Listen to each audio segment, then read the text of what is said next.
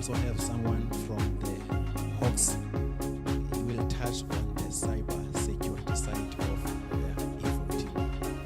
I understand every time you mention e-voting, there's always a fear, but he will at least share with us and allay our fears to say, no, relax, it's possible or it's not possible. So we are here today to discuss such a program. So the program is officially opened now. But before we start with the program, I will introduce our panelists.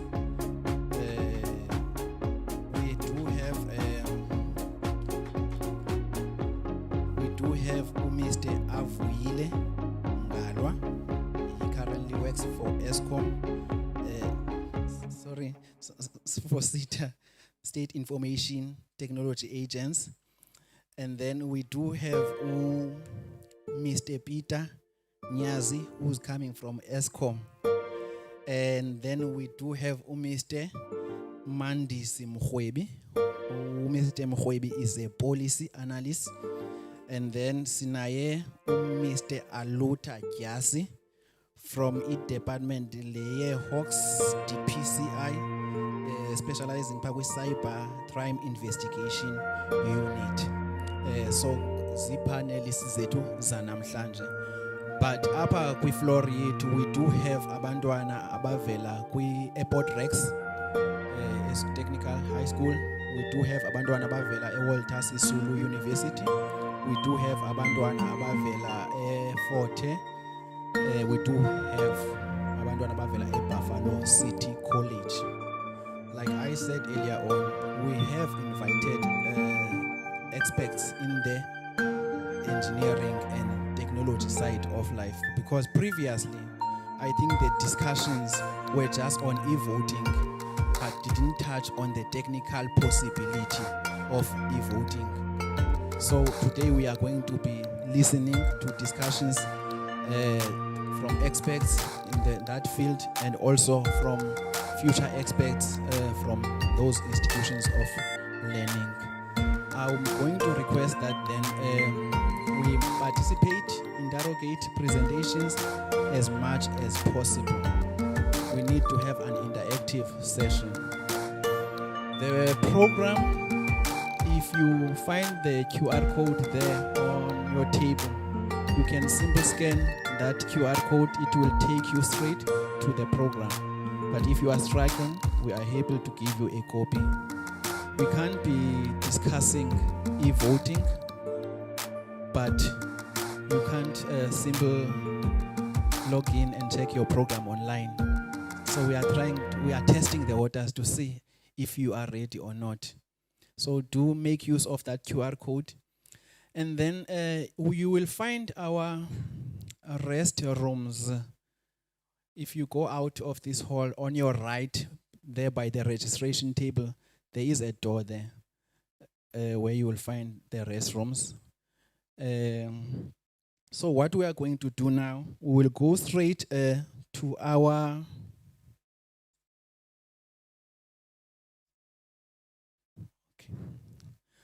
we will just go straight to our panelists, but before that, I will again reintroduce the panelists that we have. We have Mr.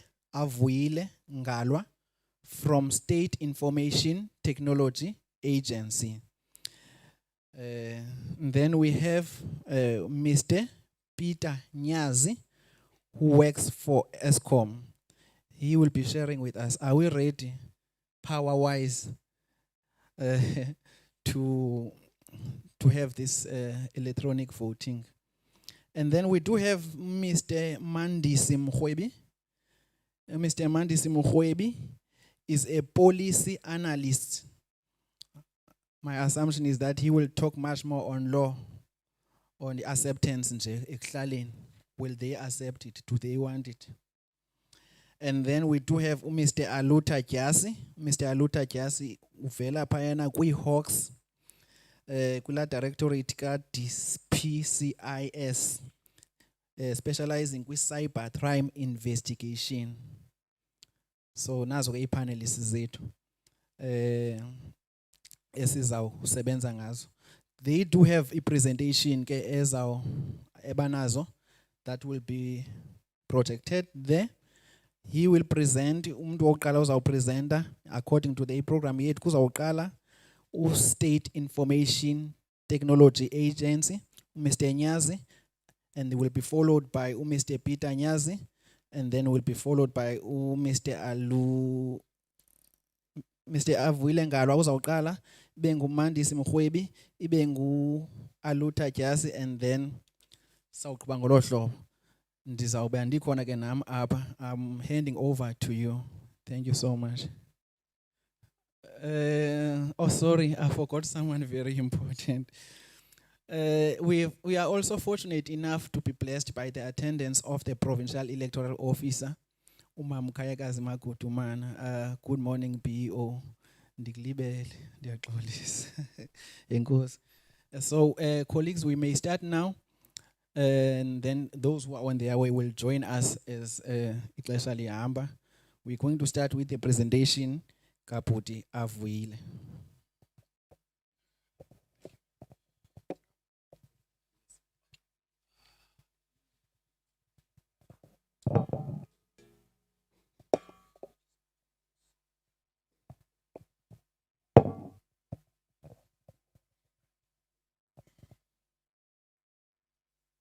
Apologies, we're just waiting for the presentation.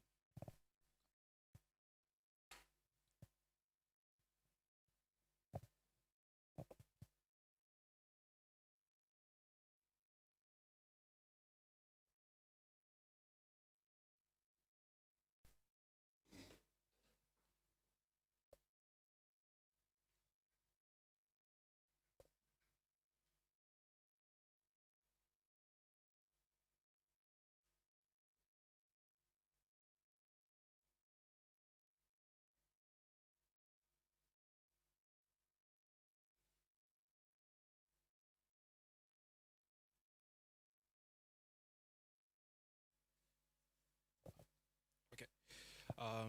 First things first. Here it is. So, Sorry, when you are the program director for the first time, there's an item that is important that we seem to have forgotten. Before that, I think even though I touched on the purpose of the program, I need to call upon Mr. Liko Kwichi to just give us a brief background on e-voting and why are we here today, the purpose of this gathering.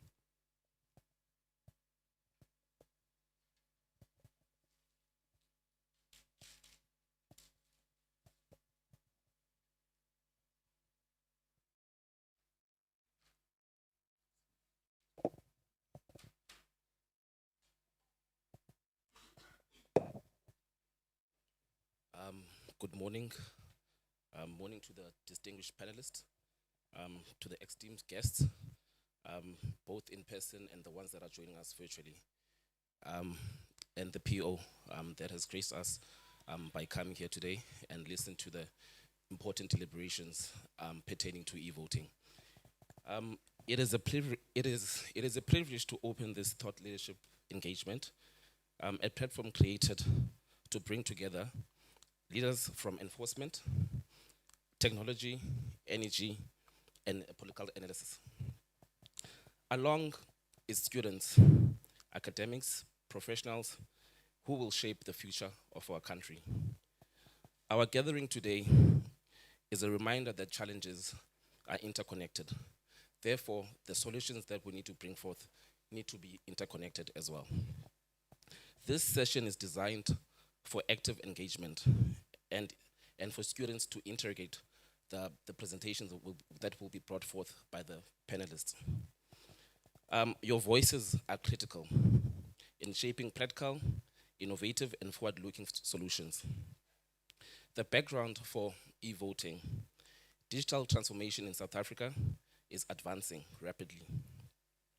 The country has over 20 million users of smartphones, 90 mobile connections, and approximately 79% of households are using mobile phones. The IEC has embraced ICT tools, such as voter registration portal and social media platforms. However, there's no pilot study with regards to e-voting. This brings us to saying that we need to come up and find and speak about what is e-voting and how could it actually advance and take us to a place whereby we are saying that the challenges that we're already facing on the systems, on the electoral system that we're using today, how can e-voting best try to mitigate the challenges that we're faced with today? Now, e-voting is considered as a potential solution to challenges linked to traditional paper-based balloting. Challenges linked to traditional papers, including a lengthy and complex ballot papers, which comes from the phenomenon of independent candidates, as well as the entry or the multiple entry of new political parties. Now, the benefits that comes with e-voting: it's faster ballot tabulation, reduced spoiled ballots, greater accessibility for youth, the illiterate, and the people with disabilities. And it also has a long-term cost efficiency in the longer run. Countries such as Brazil, India has demonstrated feasibility at a large scale in terms of e-voting. However, e-voting also comes with limitations, its own challenges. E-voting poses risk, challenges such as cybersecurity threats, initial high costs, digital literacy gaps, and barriers to entry when it comes to rural areas. South Africa is a country that has that is polarized. These before mentioned challenges are compounded by high levels of poverty, unemployment, and inequality. Therefore, this comes with the phenomenon of, or the tragedy of, scarce resources. Any transition to e-voting would therefore require phase planning, pilot testing, and strategies that address both technical and social aspects. The purpose of this thought leadership is threefolded. One is knowledge exchange, to draw deep expertise from our panelists and unpack critical issues affecting governance, technology, security, energy, and political dynamics. Number two, collaboration and alignment, to explore how institutions, state-owned entities, academia, and communities on how they can work together to effectively break silos and develop cohesive strategies. Thirdly, forward-thinking solutions, to generate ideas that are not merely reactive, but proactive, positioning our country to anticipate risks and seize opportunities and implement sustainable solutions. In closing, technology will always outpace organizational change. The real risk lies in failing to secure a buy-in in people. Without their full commitment, even the most carefully designed digital mechanism strategy may fail. It is also important to reflect on knowledge, because the purpose of us to being here today, it is to share knowledge. And there's two types of knowledge. One is tacit knowledge. It is knowledge that resides in an individual. It is knowledge that speaks to the experience of individual and perspectives, their viewpoints on a particular topic of discussion. So that is tacit knowledge. Then you have explicit knowledge. Explicit knowledge is knowledge that is documented, structured, and is written, and it's something that comes in a codified form. Therefore, both type of these knowledges needs to be leveraged for us to ensure that we succeed in digital transformation. In conclusion, today's engagement is not just about identifying challenges. It's about shaping solutions. Together, we can build systems and secure innovations, transparent and sustainable. I look forward to a lively interaction and insightful debates that will emerge from your engagements. Thank you.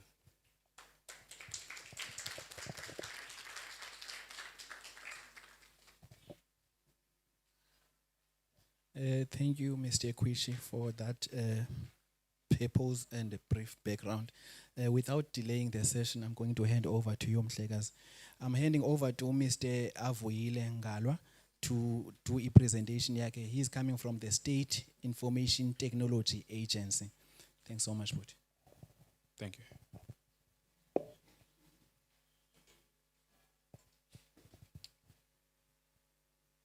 Okay, themes I can start. Again, I would like to thank you for the opportunity for having to speak here, and as well as saying good morning.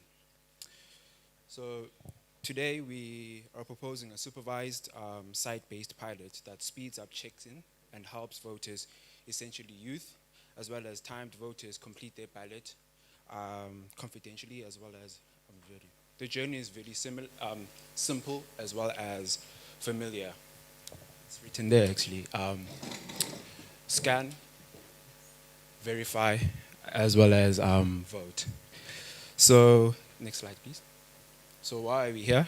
So this is basically the journey that I'll be taking you through in terms of the actual content of the slideshow. We have why this, why now. We have the voter's journey. We have how it works in terms of, as well as security.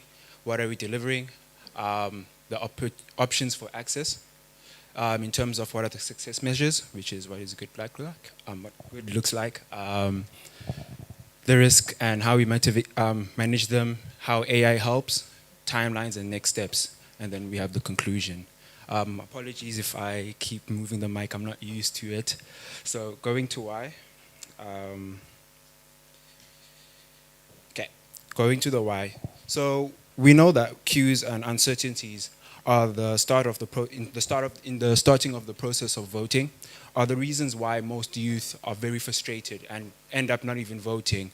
Having long queues, for example, I'll give you where I was voting in Amalinda, near a school called Crew, where it was long queues and long queues and long queues. So as I got there, you see people just standing around, just waiting, having to get validated before they come in and cast their vote and ballots. So that's one of the reasons why this initiative, I'm thinking, is being taken. So with that in mind, we're targeting to make sure that step-by-step queues and links are shortened without altering the actual voter verification paper audit trails, making sure that that isn't altered, as well as making sure that results processings are much more smooth and transitions. Our aim is to produce a clear, evident and speed reliable, as well as with inclusivity into South African conditions. So making sure that we are able to include people that are of disadvantage, as well as making sure that we reduce spoiled ballots in this whole process as well. So thanks to the, okay, he already moved. But from there, I'll go to the voter's journey. So in terms of the voter's journey, we want to guide each voter through a short and petrol path that looks familiar, as well as is familiar to them if they're using their phones or they are voting in the kiosk itself. We want to make sure that there's clear prompts, large types, as well as multi-language support, and staff is able to then back up and assist those peoples. Even those who have never used a digital device can step in and vote for the first time. That would be the goal of this. So I'll go through each step. So for the register, thanks to the IEC having existing tools and process, we suggest that people utilize that process and people register before the actual date of the voting, making sure that there's a storage of people's information in records, so that when we do the redeem process, which is now the voter has to scan. So for the redeem process, moving to the next one, the voters can scan a rotating dynamic QR code that is basically that will allow them to that will be refreshing and have signatories. So it's basically a QR token. When I say dynamic, it means that it's a moving QR code token that continuously changes and develops new gateways, allowing people to come in. Then from there, we move to the next step, verification, which we recommend making sure that you have a link with the Department of Home Affairs, making sure that they're stored away, making it clear digitally on a digital record, paper record as well. Get to the next step. So yeah. So I move on to the technologies of it. So scanning in terms of the security, in terms of QR codes.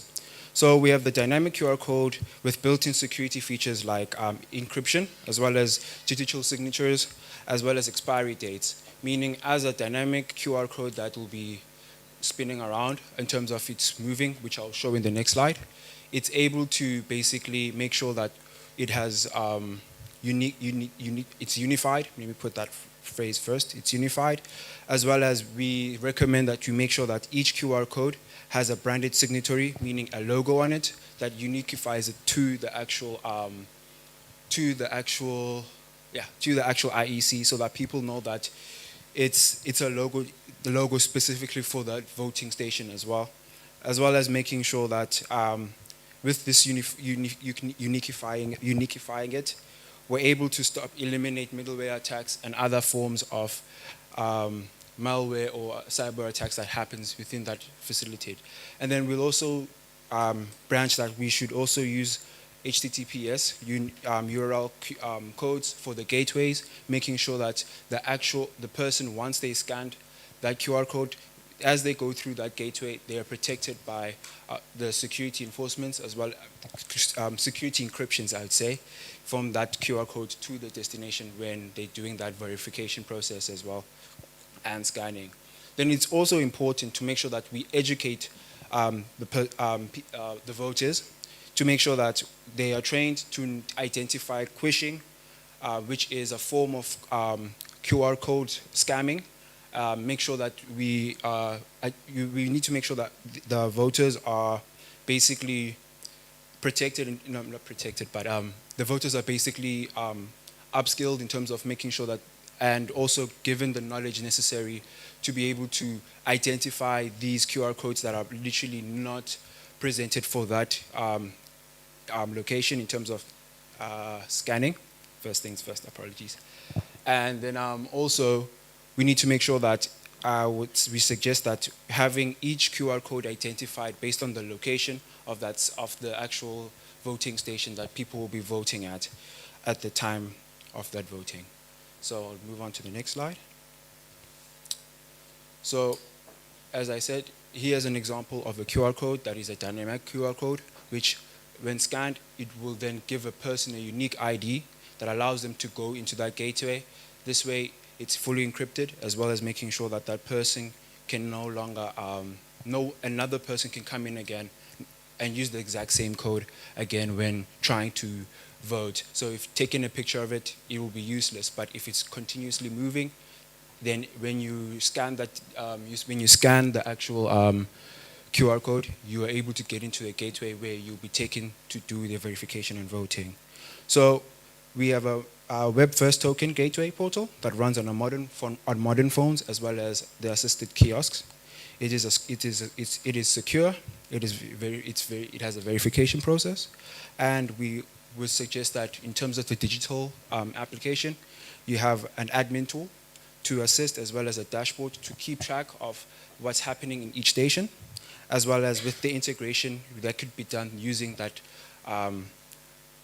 digital application that has been created. Then we have options for access. So the next slide. All right. So in this process, nobody is actually excluded. We recommend that you keep the manual process without technically or sorry, apologies. We recommend that you keep the manual process as well, as it's still in the pilot stage, but also allow people to bring their phones to the voting stations and allow them to actually use their phones to scan and be assisted by the actual personnel that will be at the voting stations to scan the QR codes and be able to do and go through the electoral process in terms of being able to vote. So that will be one way of it. We also recommend that you, each station that would be doing the pilot at, you would bring utensils in terms of kits, that in terms of, for example, generators, to assist with gear maintenance in regards to if there's a minor power outage. We make sure that there's the QR code scanner, which is the QR code scanner, as well as the processes that are there in terms of the projectors, the televisions that will be scanned, that will be visibly showing the QR code, as well as the Wi-Fi's, your Wi-Fi boxes and routers that are literally there, are able to then continuously work while this issue is at hand, that is in terms of the minor power scandals and issue is out. So moving on from there, so what are the success rates?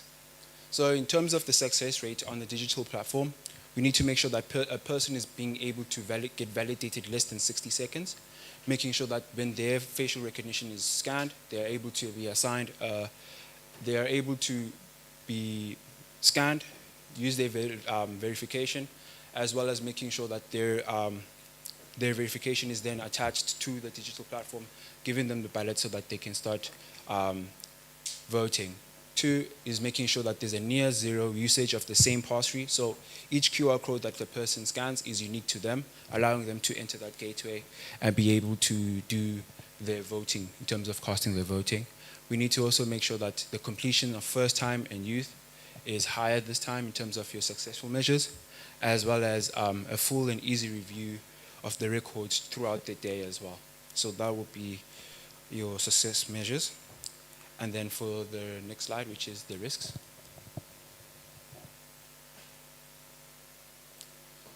So in terms of risks, we know that we have, for example, as I mentioned earlier, quenching, which is basically when QR codes are used, the same QR codes are used, or middleware attacks. To do that, we need to make sure that those QR codes are necessarily made sure that there's no quenching of it necessary sure. Apologies there.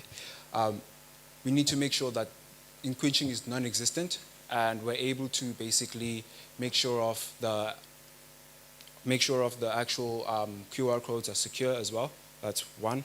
2, another way of mitigating risk would be avoiding downtimes, making sure that when there's a crisis involved in that aspect, we're able to see it in time, digitally track those incidences that happen when people aren't able to scan or able to access that portal, and we're able to get there and assist them in a technical aspect.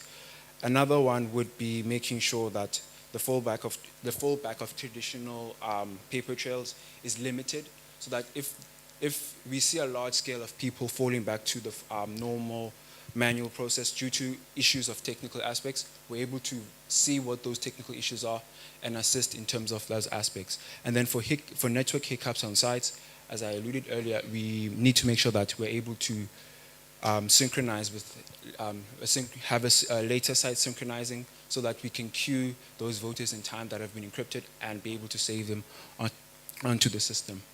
So that would be the risks and how we mitigate them. Oh, as well as for the voters' uncertainty, we need to make sure that there's a lot of voter awareness so that people are aware that there's this new continuous proactivity when those sites have been established and making sure people do their voting. So, yeah.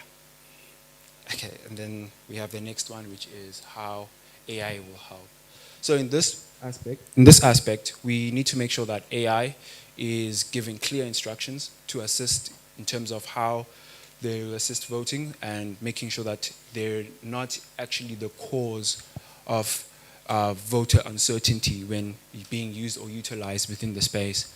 So here we'd give you clear tips. We'd say the AI could be used for voter translation, in making sure that when people are at the voting station, those who want to be able to see languages in Afrikaans, they're able to see them. If they want to see instructions or clear votings, they can come and see it in regards to their individualized language. That's one. Two, they can identify and spot early issues in regards to quick flags or long queues or the repeat scan errors. They can assist in that, in making sure that they are able to act up and be able to notify technicians of issues that have rendered up before they become major issues that can result in media coverage. And then from there, they can assist the staff in terms of making sure that the staff is relatively given the clear instructions, and as well as assisting them in regards to how they can support the voters when they are trying to vote. Then what AI will not do would be, AI will not be there to change votes, and they cannot be there to basically count the votes. That will have to go through the normal procedures of how the IEC would have to do their voting and counting in that aspect. And yeah, so people would stay in control, as I said before. And in terms of privacy and awareness by the design, we need to make sure that no personal information is attached to each QR code scanner.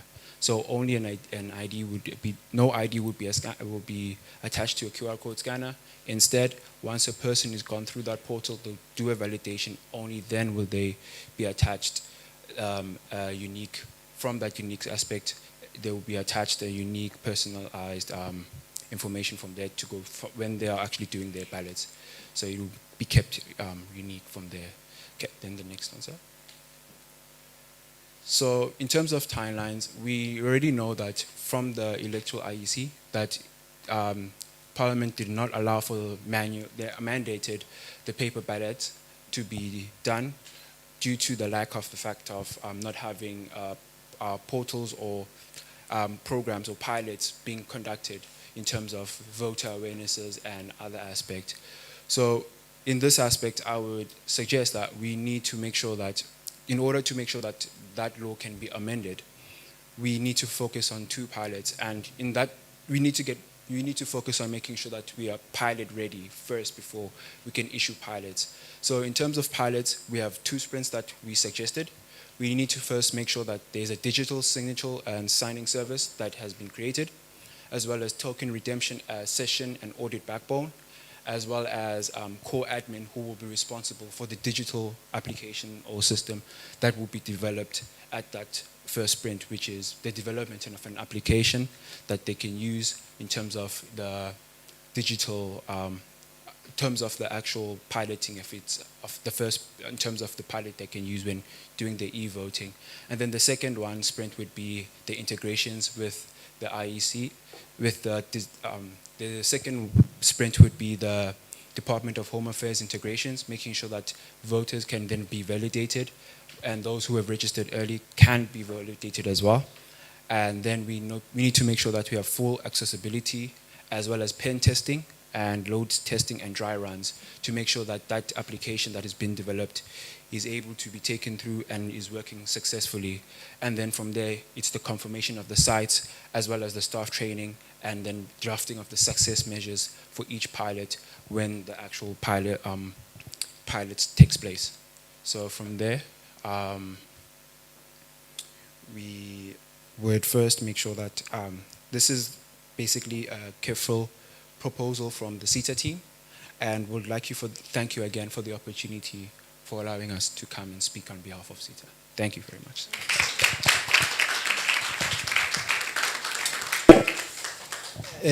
Thank you, Mr. Ngalwa, for that presentation. Colleagues, we are going to take, I hope you are taking notes for Mr. Ngalwa, but we are going to entertain questions after all the presenters have presented. So I'm hoping that you are taking notes, and there will be an interactive session once all the presenters have presented. Without wasting time, I am going to call upon Mr. Nyazi from ESCOM. Colleagues, can I request that even when during the interactions we will be having, can I request that you take the mic up closer to your mouth? The online session is in progress. They can't really hear that side, so they are requesting that we take the volume up. Thank you so much.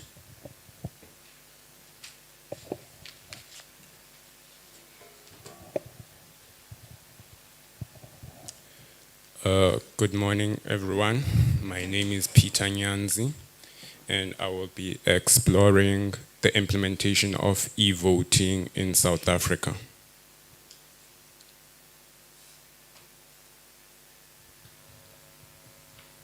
The purpose of this presentation is to discuss the electrical infrastructure required for e-voting, to provide financial analysis of e-voting of the electrical infrastructure, to offer recommendations for powering elections when e-voting is implemented. Just some background information in terms of the IEC's partnership with ESCOM. The IEC currently organizes elections in South Africa using paper ballots for national, provincial, and regional elections. The IEC is exploring using e-voting in South Africa for local, national, and provincial elections. So ESCOM has been supporting the IEC by ensuring constant electricity supply at polling stations during elections. Currently, the IEC uses electricity for personal computers and various confirmation devices for confirming voters' identity. So just a brief overview of e-voting. E-voting refers to using electronic systems to cast and count votes in elections. So there are examples of countries that use e-voting with various degrees of adoption. These include Brazil, India, Estonia, and the Philippines.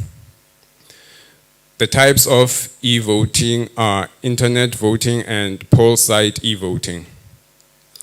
India and Brazil are some of the countries that have found the most success with poll site e-voting, and Estonia has been successful in implementing internet voting or i-voting. Internet voting, just a brief summary of it, internet voting involves citizens using internet-enabled devices such as cell phones, tablets, and personal computers to cast votes. The votes are stored in a central database and are counted in real time. The voting process, however, does not leave some form of paper trail that can be used for auditing purposes. Poll site e-voting is voting at the poll stations using electronic voting machines, which are EVMs, to cast votes.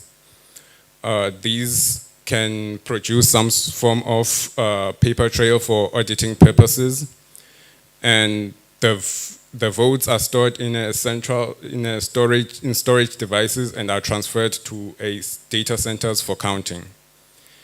This type of e-voting does not need internet connection depending on the method used for poll site e-voting. So the electrical infrastructure needed for both types of e-voting are shown in the table. So for poll site e-voting, we'll need electronic voting machines, paper trail audit machines, lighting of poll stations, and data centers depending on which method we use for the poll site e-voting. For internet voting, we'll need cellular infrastructure, data center, fiber internet, and base stations. The infrastructure of the e-voting, as I mentioned, is dependent on using existing methods such as India's method of votes being stored in electronic voting machines and transported to a counting station, or in the Philippines, whereby they use an internet connection to count votes via a central server. The infrastructure for internet voting will build upon the existing infrastructure that we have. So voting machines and their energy requirements. So the energy requirements are estimated due to the large internet traffic that will be produced when performing internet voting, or large amounts of electricity for poll site e-voting. The estimates are based on countries that had the most success in implementing e-voting, such as India with their poll site e-voting and Estonia with their internet voting. The estimates for poll site e-voting are obtained by assuming that the same number of poll stations, which is 23,292 poll stations that were used in 2024, will be used also in future elections, with an average of 4 voting booths per station. The energy consumption is based on the power consumption of electrical devices or systems that will be used in the election across the country. The energy consumption estimation for poll site e-voting is as follows. It shown on the table. The poll site e-voting totals an amount of 2.5 megawatts for the whole country during that election. The components that will consume a large amount of energy will be the data center and the lighting of the polling stations. The data center was included due to other e-voting methods, such as those in the Philippines, transferring data to a central server for counting. The lighting of the polling stations is based on the power consumptions of light bulbs in all the 23,292 polling stations.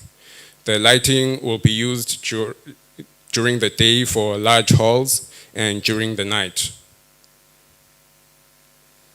So the energy consumption for internet voting is slightly less, totaling 1.27 megawatts for the whole country during the election.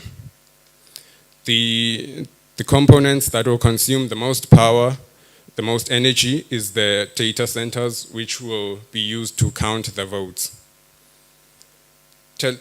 Telecommunication infrastructure includes cell towers, base stations, which have an estimated power consumption of 5 kilowatts. And there are currently 25,767 cell towers in South Africa. So we expect an increase in telecommunication infrastructure to bridge the digital divide, which will increase the energy consumption and therefore increase and this increase will be dependent on network providers. Some network providers have indicated their intent to build solar and battery energy storage systems to provide power to their base stations and cell towers in rural areas. So the power consumption comparisons are as follows. The energy requirements are shown for each type of election. The poll site e-voting has the most power consumption depending on the method. So if the method is using data centers and internet connection to count the votes, then it will have the 2.5 megawatts power consumption. Paper ballots use the least power consumption due to the electricity for poll stations using just lighting. But however, for paper ballots, they have a larger turnaround time for results. So for EVMs, electronic voting machines that are battery operated and with no data center, the power consumption is reduced by about 40%, as seen in the second graph. So these EVMs can be used in remote locations. So coming to the financial analysis of poll site e-voting, the total cost of energy consumption will be 27,209,236 rands. One of the components that will cost the most is the data center and the energy consumption at poll stations. The majority of the costs come from using electricity at poll stations for lighting. So the financial analysis of internet voting is shown in the table. So the total cost of the energy consumption for the whole country will be 222,108 rands. The component that will cost the most is the data center, which will be used to count the votes. For long term, more cellular towers will be required to bridge the digital divide, which will increase energy consumption and cost. So the recommendations that we have put forward are as follows. In the context of South Africa, that we still have areas with no electricity access and lack of telecommunication infrastructure. So Eskom is looking to build alternative energy sources using microgrids, which are solar, battery energy storage, and wind, to electrify rural areas with no electricity access. So e-voting can benefit from such microgrids as they can operate standalone in many rural areas. To use internet voting, the IEC will have to look at network coverage per area and use network providers with better network coverage per area. So most EVMs that have been used in various countries can operate off-grid using batteries, which makes them suitable for places without electricity access. For poll site e-voting is the most suitable in the context of electricity infrastructure due to EVM's ability to operate with batteries and without internet connections. And the VVT, which is the voter verified paper audit trail, to ensure voter auditing and to ensure voter auditing. Poll site e-voting can be used in areas with limited internet and electricity. So i-voting would be most suitable for urban areas with internet access. The challenge is that both i-voting and e-voting will face will still face these challenges such as battery theft at cell towers and EVM tampering, respectively. I would like to thank the audience for listening to my presentation. Thank you.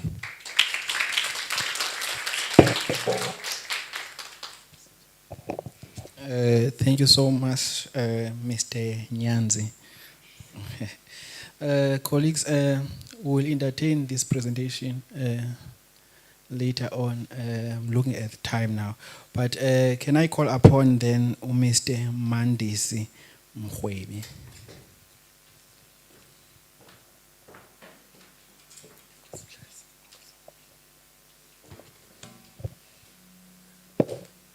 Sanibona, molweni, dumelang, good morning, goeiemorgen.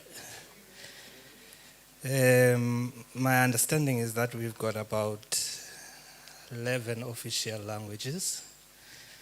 So I thought it's important that I show expression to all these official languages, especially that this platform is shared nationally.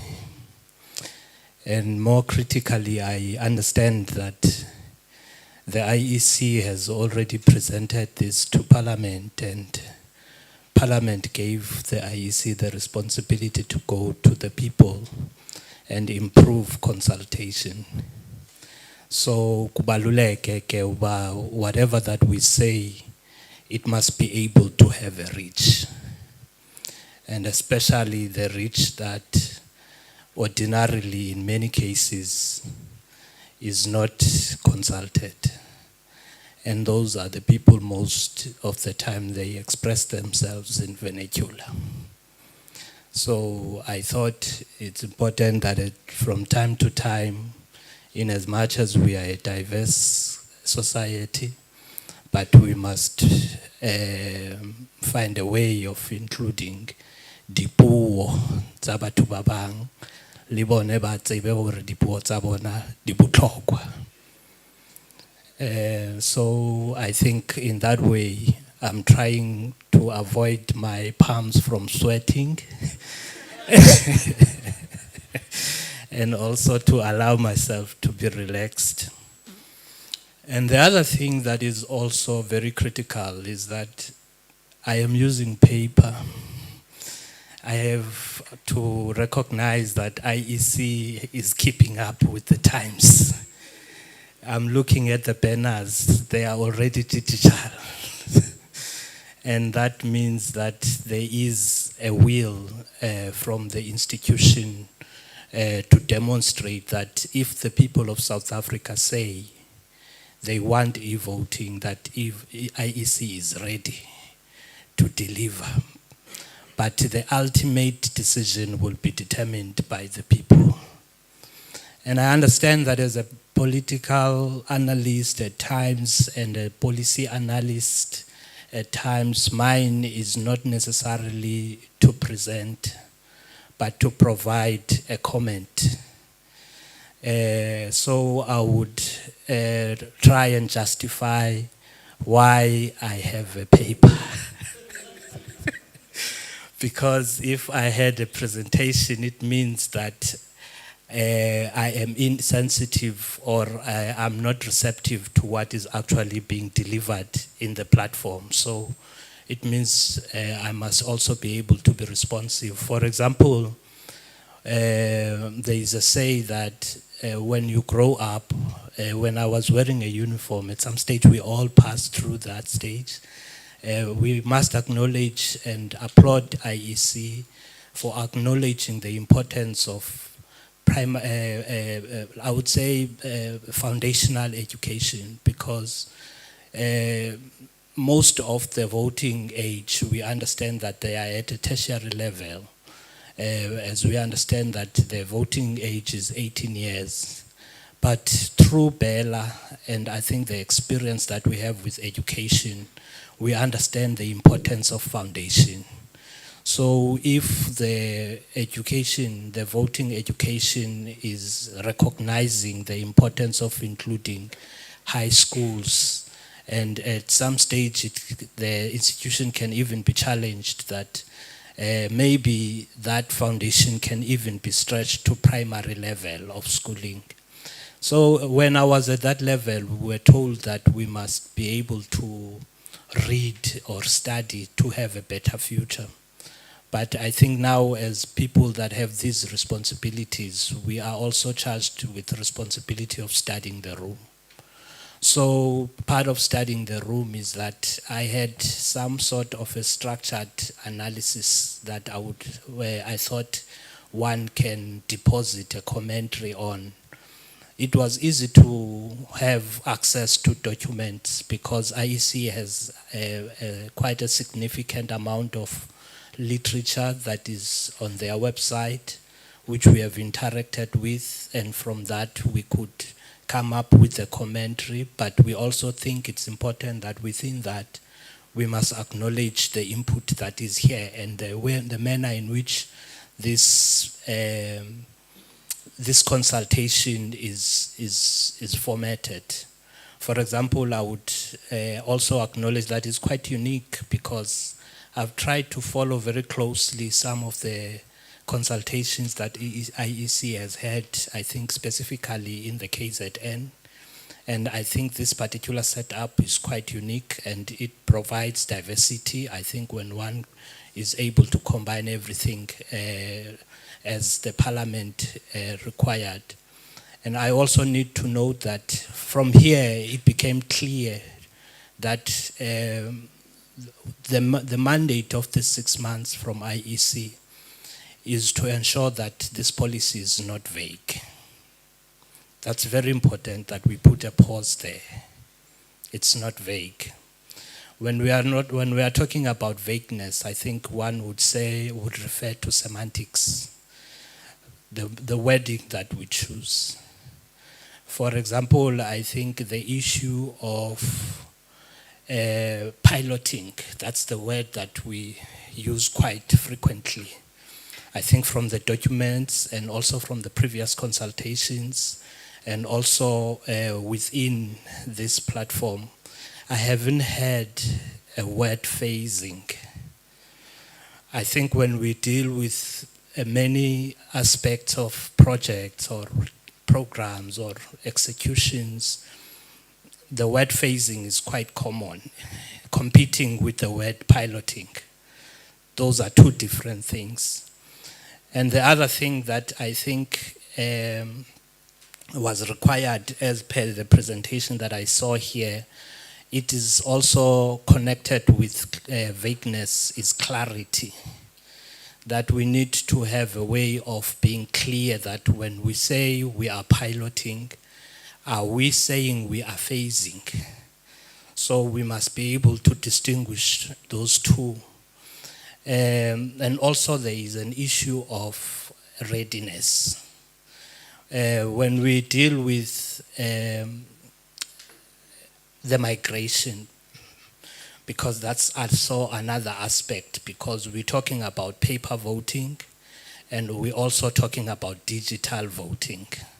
And within digital voting, from time to time, I think from different platforms, IEC has clarified that we tend to use intertwinedly or confuse, and even I think Parliament did comment on this issue of internet voting and electronic voting.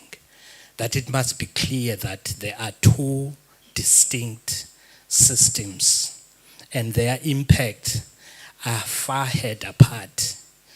They have a very significant impact in terms of security. So when we talk about clarity, it's important that such semantics are allocated quite with care. I think they must be used with tenacity. From time to time, one must be prepared to differentiate between the two. And also in terms of responding to the platform, I understand that there are stakeholders that I am privileged to share a platform with. They are quite strategic, stakeholders. And I think it's important that I comment on the stakeholders that IEC has selected or elected to have them in this platform. I think CETA plays a very critical role because CETA represents the level of readiness as a country, not only as IEC, but as a country to migrate to digitization. That's the question. It's not only a question of whether CETA thinks they will be able to deliver e-voting, but I think within the context of answering their capacity to support IEC to deliver e-voting, it is important for CETA to reflect on South Africa as to how far are we percentage-wise relative to the peers that we compare ourselves with. If, for example, we are going to compare ourselves with India and Brazil, and then we also need to make a comparative study in terms of how far are we in terms of being digital as a country. So that is important because we know that most of the times those that are in business, they would get calls from companies that are offering app development services. And most of them, they come from India. So that means that the level of coding capacity in India is different from our level of coding here in South Africa. So when we compare ourselves, we must ensure that there is an attempt to compare apples with apples, not apples with bananas.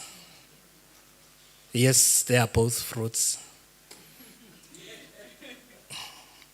So I think that is one of the things that we need to also be cognizant of, and also in terms of the other stakeholder, which is the ESCOM stakeholder. ESCOM, from time to time, I think even now when you look, I think we must persuade each other to also invest in watching SABC. There is SABC 2. Every morning they also have, I think, morning live news. And I am bringing this up because it is common these days that every time that morning live is flouting news that there is some protest somewhere in some community for electricity. So the issue of electricity stability, it's important that we also need to reflect on it. Because when we're talking, I've seen when the presentation was made that there was an intention from ESCOM to show that there isn't much dependence on electricity in terms of delivering, in terms of consumption, not electricity. There is electricity. It is totally, if you're talking electronic, you would some way, directly or indirectly, depend on electricity. Whether you are going to say you are going to use batteries or not, but you need electricity to charge those batteries. And also in terms of storage, because when you're talking about electronics, it means that the data that you put in, you must store it.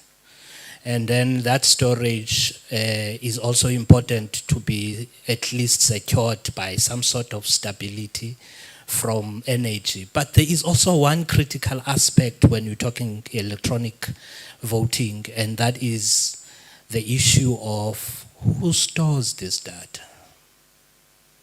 Who stores the data?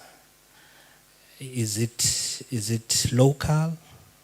I mean, if it's local, it means that we as a nation, we can just invest on the infrastructure and have the storage being localized.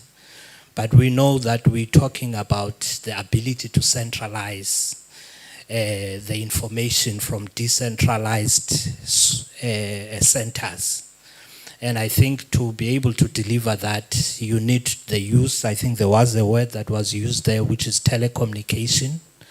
And then once you use telecommunication, it means once you want to involve, for example, companies like MTN, Vodacom, and so on, Telcom, you're likely to rely also on satellite. So are we owning satellites? Do we have an effort to build that capacity? And if we don't have that capacity, it is very important to remember that South Africa, in terms of Gini coefficient, and also in terms of social mobility index. Where is my program director? Program director, I've got an appetite for talking, so I think you have allocated 20 minutes for me. I would appreciate if you can just give me, okay, I think it's important that we acknowledge that the issue of that data sovereignty is very paramount, because South Africa, in as far as Gini coefficient and social mobility is concerned, it is ranked in the world as the most unequal country. So if it is ranked the most unequal country, it means that we are unequal at many levels. I think in the submission that we have rendered to IEC, we say voting is a residual equalizer, meaning that is the only thing that a person sleeping under the bridge can say it's an equalizer between him and a billionaire.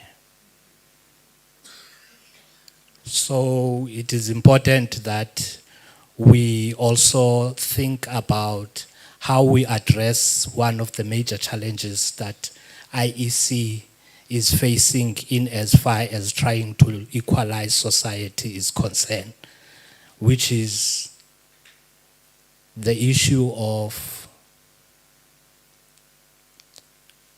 I think it is an issue of voter education, the quality of voter education, because I understand constitutionally IEC is charged with that responsibility. And especially if we are going to have this type of technology that seeks to replace a voter agent. I think they are called voter agents, ne? Party agents. I think party agents are there because of inequality. They are not there because of political parties. They are party agents. But if the society was equal, there would be no need for parties to send agents there. The reason that they send party agents, it's because there is inequality. And what you would find when you go to the voting polls, voting stations, is that the capacity of those party agents is not equal. And now you are going to amplify that inequality with the advanced migration. So those are the things I think when we say we must define in part of clarity and also in part of making sure that there is no ambiguity, that it is clear that there are such aspects that needs to be taken into account. These comments are not saying that South Africa must reject this migration. But I think it is important that there should be clear phasing intention rather than piloting intention, because once you introduce it, in as far as the principles of physics, once you introduce inertia, inertia says whatever that begins is lazy to stop. The moment you pilot the casting, the electronification of a casting is going to be problematic. And I think as I close the program director, I must make emphasis on two aspects very quickly. The first aspect is the issue of a duty versus a right. I think in the polls that IEC makes tends to focus on trying to find out whether South Africans have a duty to vote or not, whilst the Constitution expressed that it is a right. So a right is an entitlement. I raise this issue of an entitlement because there is voter apathy, and there is also an argument that that voter apathy, it might happen that it's induced. Induced given the history that there was a long-standing struggle of one man, one vote that was resisted. And it might happen that this may actually be regressive, that you can mask not voting because people are mobilized to not be interested in voting. That's the first aspect. The second aspect is the aspect of constitutional judgment. There is a recent constitutional judgment that talked about dual citizenship. We understand that government said that was unconstitutional for the country to deny certain people citizenship because of certain aspects. So the minister must take actions to remedy that.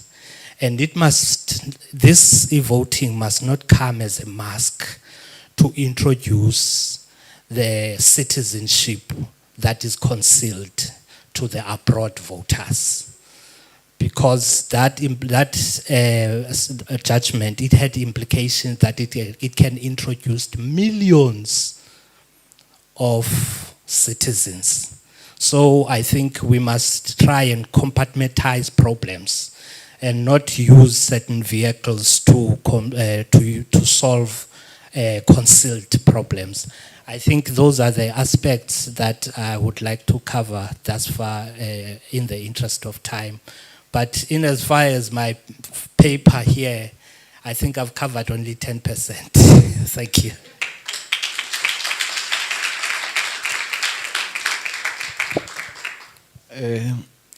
Thank you, Mr. Mkhwebi. Colleagues, we are left with one speaker now.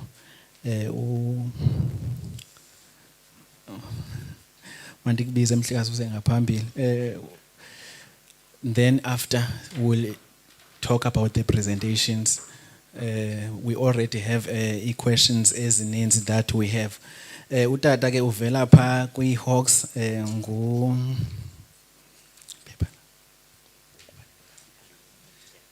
xolo kancinci ndiyalibala banambiza ngesisuthu. Utata owalutha Dyasi ulo uvela phayana kwi-Hawks uzawusenzela ke i-presentation yakhe that will cover into edibanisa ne-cyber security. Thanks so much. Mandi hand over kwemhlekazi. Engosi mhlali ngaphambili. The first thing I check when I walk into a venue, xa presenter, is the podium. For obvious reasons. For obvious reasons. I've got this presentation, Securing South Africa's e-voting future, the role of DPCI in combating cybercrime. Mna ndingumbathane umatshayo ngumbencuku maqatha alikhulu nonzapho uXesibe ukhanda nyawana. Ndizalwa ngumamqoma uSityo unyoyela. Ndikwazalwana nguQuququ uzithonga zithathu ukhona kwalapha nonokhala uJiyani umsuthu usala kulandela. Ndihlanjelwe ifayidukhwe ematipini. This means I'm not available. There's a ring in this finger. There's a ring in this finger. So I have this beautiful wife, Olasita Dyasi. I'm from the DPCI Hawks. One of the modules I did at with postgrad, one of the postgrads, Mr. Mkhwebi, was Equity Development Studies, Policy Development. advanced policy development, including development theory, was to ensure a participative approach when you are developing a policy document. So I'd like to commend the IEC for this initiative because I believe you have consulted extensively, including your experts, academia, and then there were issues that they raised pertaining to security. And the legitimacy of governments depends on the electoral systems, because most of the governments in governing the countries, they are elected. And if there's no trust within the society on how that government was put in place, you will have conflicts. And security is one of the issues that needs to be guarded against. Now, if you are going to introduce e-voting within the system, you need to go back to the society to obtain that trust. So I'd like to commend you, Mama Goodman. IEC did a great job by ensuring that there's a consultative process. So I'm based in Pretoria, and my presentation, I made it to talk to the youth. So one of the things, these are the discussion points. They might look, it might look like a long list, but it's not actually. We need to understand the electronic voting system.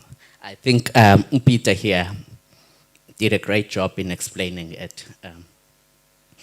So what would be the security challenges within the e-voting system?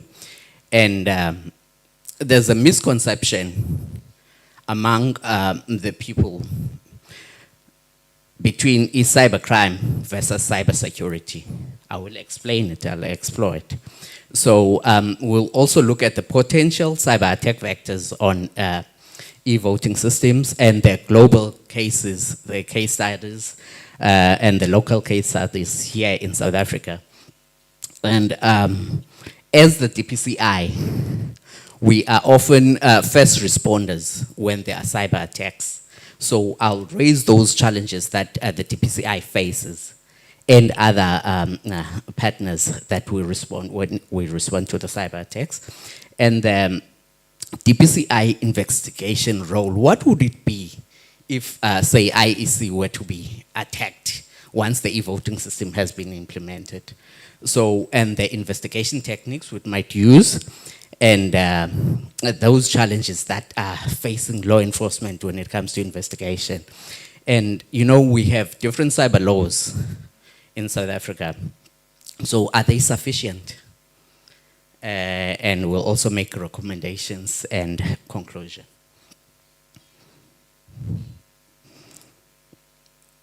So when we are talking about understanding the electronic voting systems, we've got these two: your i-voting and your poll-site voting. So the use of a computer to cast a vote and smartphone to log in on the internet from anywhere, you'll just refer to that as i-voting. And then when it's poll-site voting, you're using electronic voting technology to verify, for instance, your biometric identities and voter case ballot using electronic voting technology. Now you have these different technologies. One of them would be your EVM, the voting machines. They are vulnerabilities. Those voting machines, they store data. And once that once you have an electronic device that stores data, you need to think cybercrimes now act, you see? Because it can be vulnerable to the attacks by the cyber criminals. So the security challenges with the e-voting systems. What am I doing now? With internet voting, the security concerns. I'd like to focus more on that one because was it me? Load shedding, ESCOM.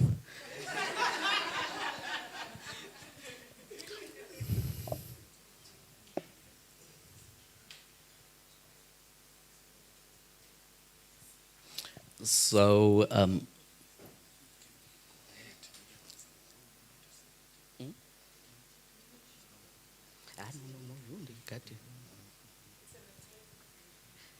it's a cyber attack. Okay, I'll try just as we're waiting for the presentation. You know, with the iVoting system, my colleague here indicated that it's mostly an online related matter. Now, how those are, there are security concerns around those. For instance, it can be attacked. And we've seen in countries like your US, where the Russians, they attacked the electoral system. I think it was 2016, the presidential elections there. And then in Estonia, for instance, Estonia is using your voting system, and I think it has been used as during your work study in the policy document. You focused mostly on it because it's the one that is using the iVoting system. So it can be vulnerable to your cyber criminals because it's online based. It's online based. Now, with IEC trying to move into that direction, they need to consider that. They need to consider that. I'm not sure if I should wait for you, Mtagazi. Whereas on the other side, the polling voting system, as I indicated that you're using your different technologies, and those technologies have data. Now with the DPCI, what we do, any electronic devices that may have been used in committing a cyber crime, we seize it using the Cyber Crimes Act. Now, that seizure, it shows the importance of having the legislation in place when you are moving into this e-voting system. So, once you have this, you use this Cyber Crimes Act. The Cyber Crimes Act has different offenses in Chapter 2. It indicates your cyber fraud, your cyber extortion, and unlawful access in this instance when you have an electronic device that's been used, that technology. So once you have those in place, we seize as the DPCI, the electronic, and we've got digital forensic tools that were used to acquire the data that may have been stolen or used on that particular machine. We acquire it and we try to maintain the integrity. We follow the chain of evidence to ensure that when we present it to court, it is not inadmissible. The evidence can be there. So when you use those machines and then there's a complaint that it has been used in a nefarious way or data has been manipulated, we can be called in, we seize the machine, we conduct our forensic investigation, and then after that, it is presented in court. So that's for your polling. But when it comes to your iVoting, it becomes difficult because you now have to rely, there are issues of jurisdiction, because a cyber attack might be coming from another country and then it is targeting South Africa, where with the geopolitical situations now, it makes it a very difficult to even follow or identify where the attack is coming from. So if you are going to have an iVoting system in place, you need to strengthen the cybersecurity. You need to strengthen the cybersecurity. So in strengthening cybersecurity, in defining our role as DPCI is to investigate once an attack has occurred. Now, in strengthening the systems, you need other stakeholders, for instance, your state security agency. The state security agency is tasked with ensuring that there is security amongst your critical infrastructure or your state institutions. So they ensure that those systems that are used within those environments are strengthened. Now, if there's, for instance, a cyber attack, we know there are different institutions that have been attacked recently, your SSA, your CIPC, your JPF, you know. When we were responding there, as first responders, we would go in with SSA, and then would go in as DPCI, and then the role of SSA is to check where your systems, do you have incident response plans in place? Are your systems strengthened enough? I'm trying to capacitate the IEC so that when they are having this system in place or this I-voting in place, they ensure that they rope in SSA. I know they are working in a certain way. So to rope in SSA, and if they are going to procure a service provider in terms of there's CETA that can provide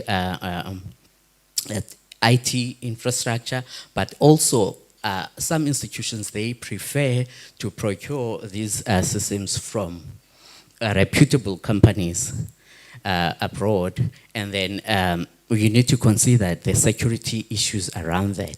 Hence, you need to rope in the SSA so that they can check the cybersecurity issues around that. Ours as DPCI is once an attack has occurred, then we are called in,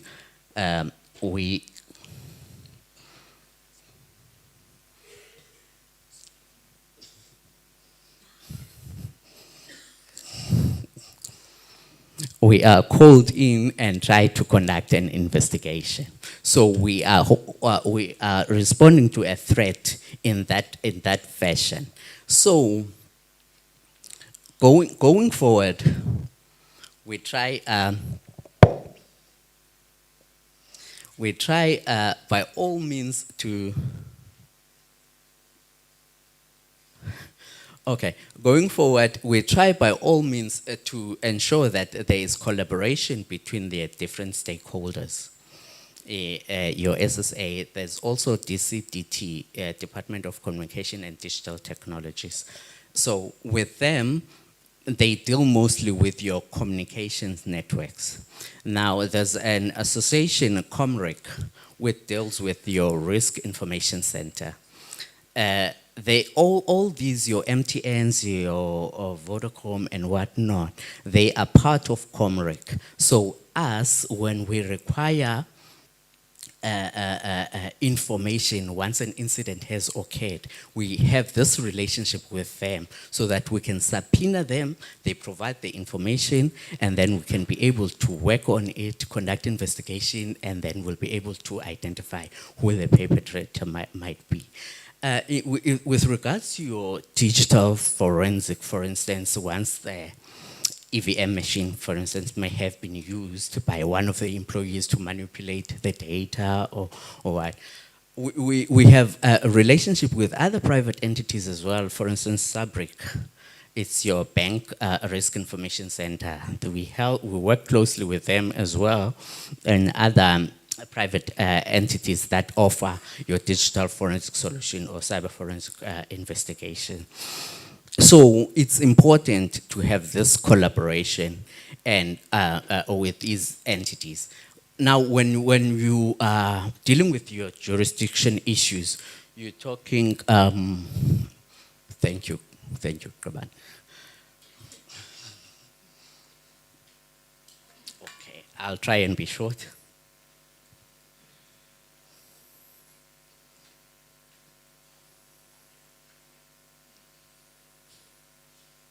You can go to the next slide.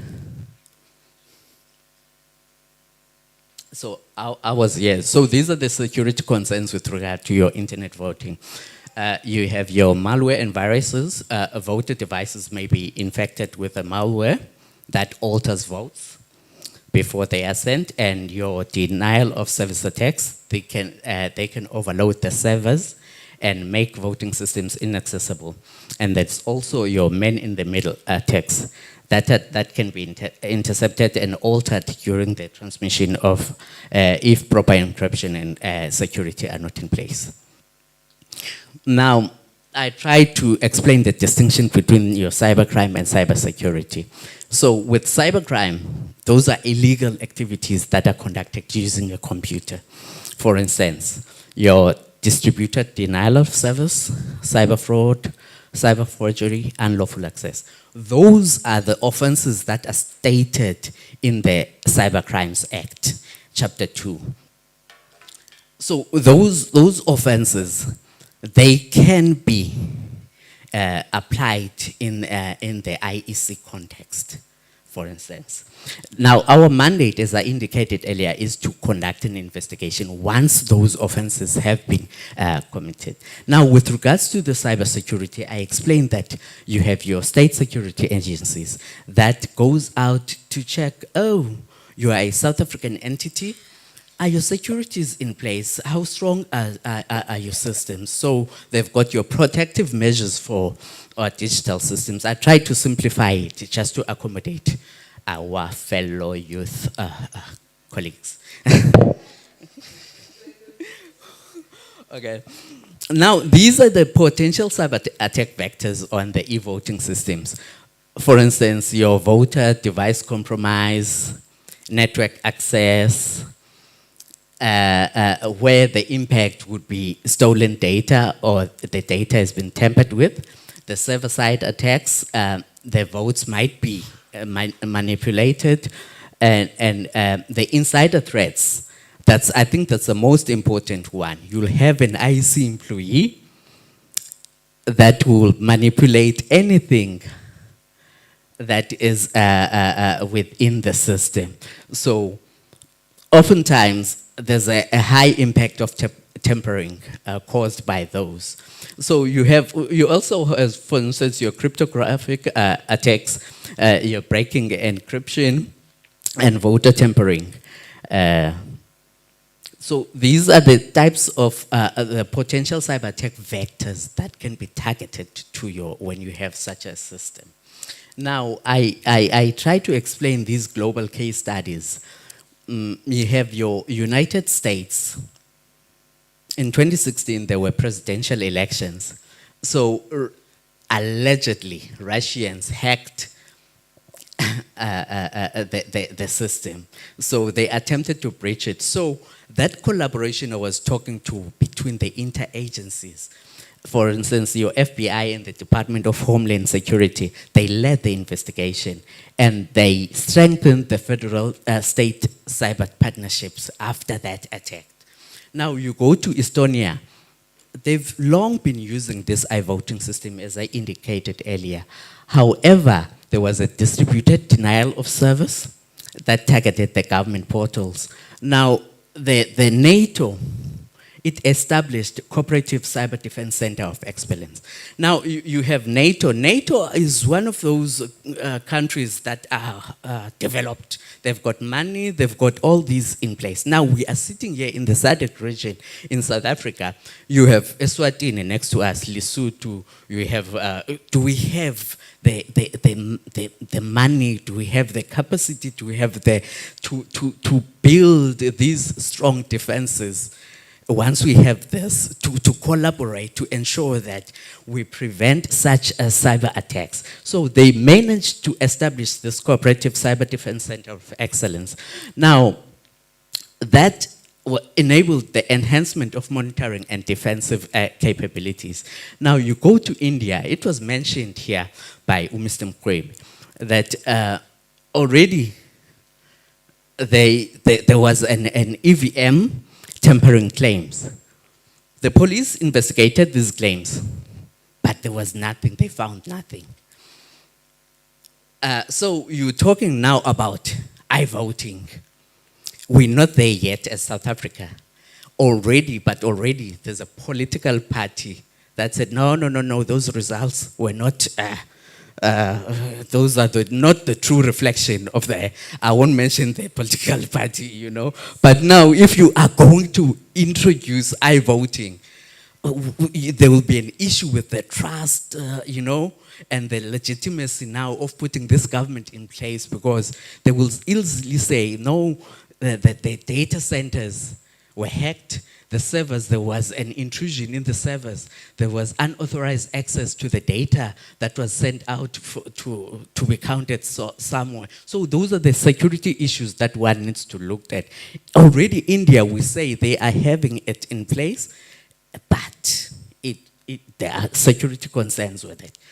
I mentioned your SSA, your MTN, your GPF, your Transnet, you know, cyber attacks are happening every day now on a continuous basis, but we need to distinguish between a cyber incident and a cyber attack.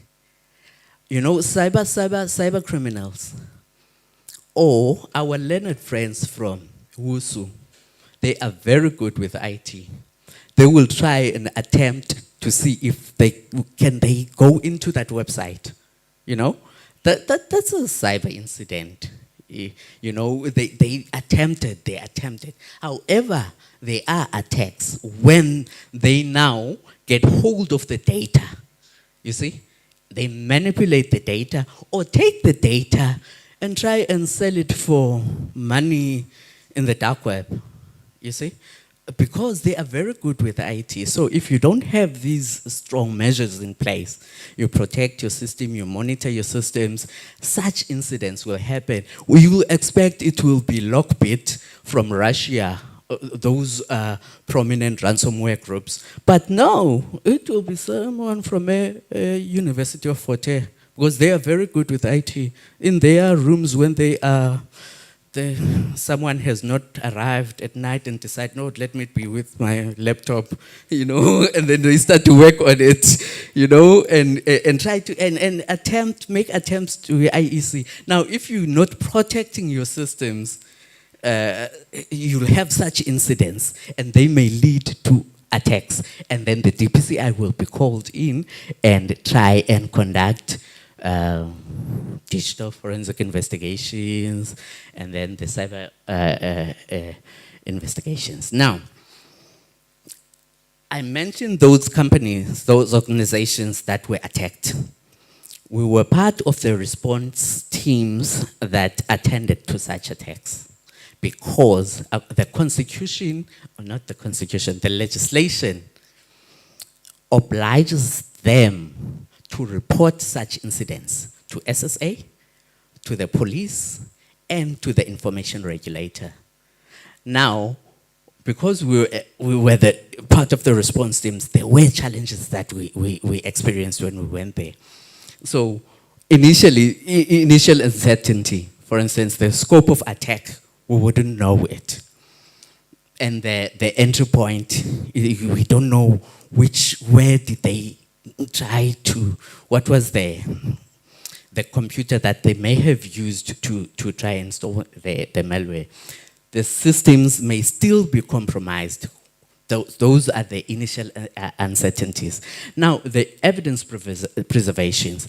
Now, you might identify the perpetrator, but now, if you tamper with the evidence, you know, the volatile data, and you do not maintain the chain of custody, the integrity thereof, even if you get hold or you identify who the perpetrator might be, that might be thrown out of court. The evidence might be inadmissible. Now, it's very important to be time sensitive, because the attack may still be in progress, and the data exfiltration may still be ongoing. So the logs may be deleted by the attackers while you are taking time, you are being slow. So some of the challenges, we experience technical complexities because some of these malware might be very advanced and these threats are persistent. So the communication might be encrypted and the anonymizing of the attack infrastructure. So it poses challenges to the first response team. And then the tools and the resource constraints, those are the fundamentals, because without them, you will not be able to combat cybercrime, investigate cybercrime, or identify these threats. Because the limited access to forensic tools, adequate tools, proper tools that will be used to conduct these investigations, you'll have a difficulty in identifying these perpetrators. And oftentimes there's an issue with the inexperienced members, the attrition issue. It's a problem. You know, the retention of skilled personnel. The DPCI trains its investigators. It sends them to, you know, for training abroad. However, here comes IEC. Here comes SARS. Here comes the National Treasury. They will poach all those members because they've got these necessary skills. Have you heard, when was the last time you heard that SARS was attacked? You know, you hardly hear of those. So that's an opportunity for IEC to consult such institutions. What are you doing to protect your systems? You know, we have these systems that we want to introduce, you know. It will be web-based. How are you protecting this? How are your systems hardened, you know? So this issue of retaining skilled personnel is an issue for the investigators. Now, we would go out with inexperienced members. It will be sometimes difficult to identify where the attack came from, you know, how it happened, and the issue of the legacy systems as well. So, in continuing, we have your legal and jurisdictional challenges, your cross-border legal issues, your mutual legal assistance. You know, some attacks may be coming from another country. Now, in order to try and get that perpetrator in that country, you need to go through the National Central Bureau if the country is the Interpol member state. Now you need to go through them in order to say, look man, there's Mr. Mkhwebe there in your country. He's in this province. We believe he has committed this. Now can you go and try? We're struggling to get from the India. I think it's the Guptas. Huh? You see, there's an issue with an extradition issue, you see. So such things, we have a challenge to, but you know, when we interact with our law enforcement agencies, our counterparts, there is a very good police-to-police relationship. But that is not enough if it's not supported by the law or the legislation. So such mutual legal assistance, oftentimes it takes long, and then to obtain the data from another country, it takes very long. For instance, IEC would have members in another country that would be casting their vote. They'd be using your voting system. You see, what if they try to vote more than once? Or they commit something or unauthorized access? How are we going to get them? You see, such things. Those are the challenges. Now the organizational challenges. Lulama will withhold information when we go there if there was an incident that had occurred, because he is part of a certain political party and he wants those results to favor such political party. You know, such things. You'll get people who are withholding information. I'm referring to IEC, not necessarily because they are, some of the organizations I mentioned, it happened. It happens to them, you know. They would hold information. They would not want to give out the information. And also, you realize that no, there are no incident response plans. Once this happens, how are you going to react? How do you react? There's no plan in place, you see? And there's a fear of reputational damage, that withholding of information. They say, you know, if we divulge this information, there will be a reputational damage because the newspapers, the media will be all over the place about us, that we don't have proper systems in place to protect. And then the coordination and communication, sharing of information by multiple stakeholders. I said, we are a first response team. We go there. We have these different entities, your private companies, you have your SSA, you have your police. Now, they know SSA will pick up, they will be the first to pick up, look, this is what has happened. But because of their mandate, they would not want to share that information because they will say it will affect the national security, you know? And then here comes the police. We want to conduct an investigation and we want that essential information, but there's not that sharing of information. Now it depends now how are you, your relations with those that might have attended the incident. Then perhaps there might be a sharing of information based on your relations. Okay, now the media sometimes, they also have they put pressure on these organizations. So that pressure, it makes them, they would say, no, we want the results now. What happened? Who are the perpetrators? And it becomes difficult to give that information immediately. But because of the media pressure, then it becomes a challenge. Okay.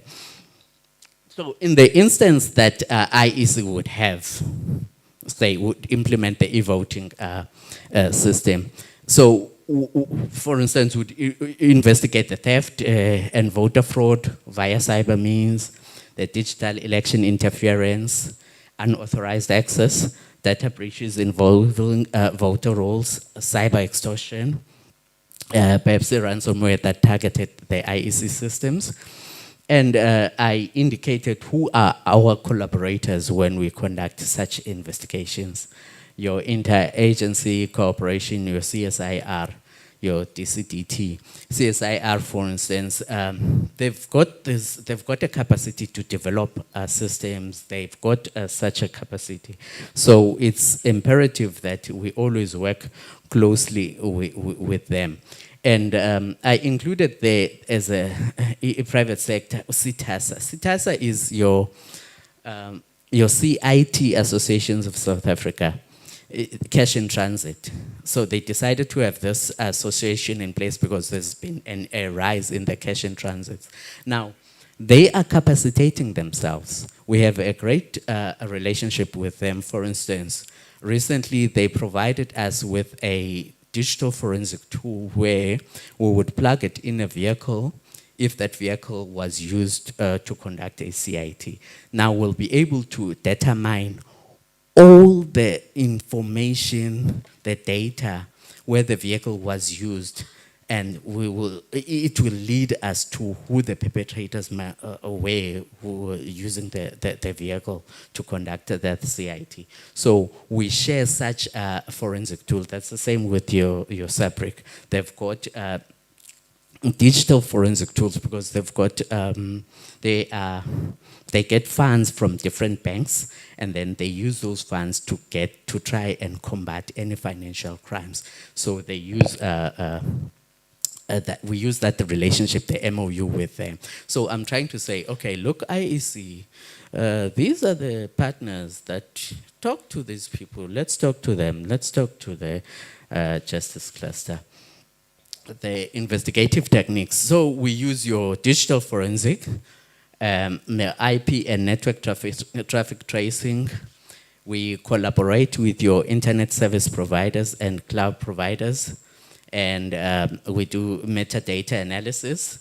And once there's been and malware injection. We do conduct those reverse engineering malware and use of honeypots to trap attackers. Mainly your crime intelligence will be conducting those. So these are the challenges that are similar to the ones that I mentioned earlier. And then the strengths, looking at our cyber laws. You know, we have clear legal frameworks for prosecuting cybercrime. We have your Cybercrimes Act, your Electronic Communication and Transaction Act, your PAPAYA, and your RICA. However, we lag behind when we have to enforcement. For instance, your Cybercrimes Act, it's partially implemented. There are sections within the act that are not operational. They are not enacted. So it raises some sort of a concern within the law enforcement fraternity. So what's important, currently there's no Cybersecurity Act as yet. And it's a very important act. And it will protect what the IEC intends to do. We are now relying on a combination of those, the Cybercrimes Act and the ECT Act. Now, when we look at these acts, the Cybercrime Act, it criminalizes unauthorized access, data interception, harmful communications, and related cyber offenses. And it provides the SAPs, the investigating powers. So, and it requires the service providers to preserve relevant data. When you go to the ECTA Act, it's mostly utilized by your Department of Communications and Digital Technologies. So it obliges the service providers to preserve data under a lawful notice. So if you are going to use an electronic system, this act would be relevant for you. You need to understand it, okay? Now you have your PAPAYA Act. You must have reasonable safeguards against your data loss. We're talking data here.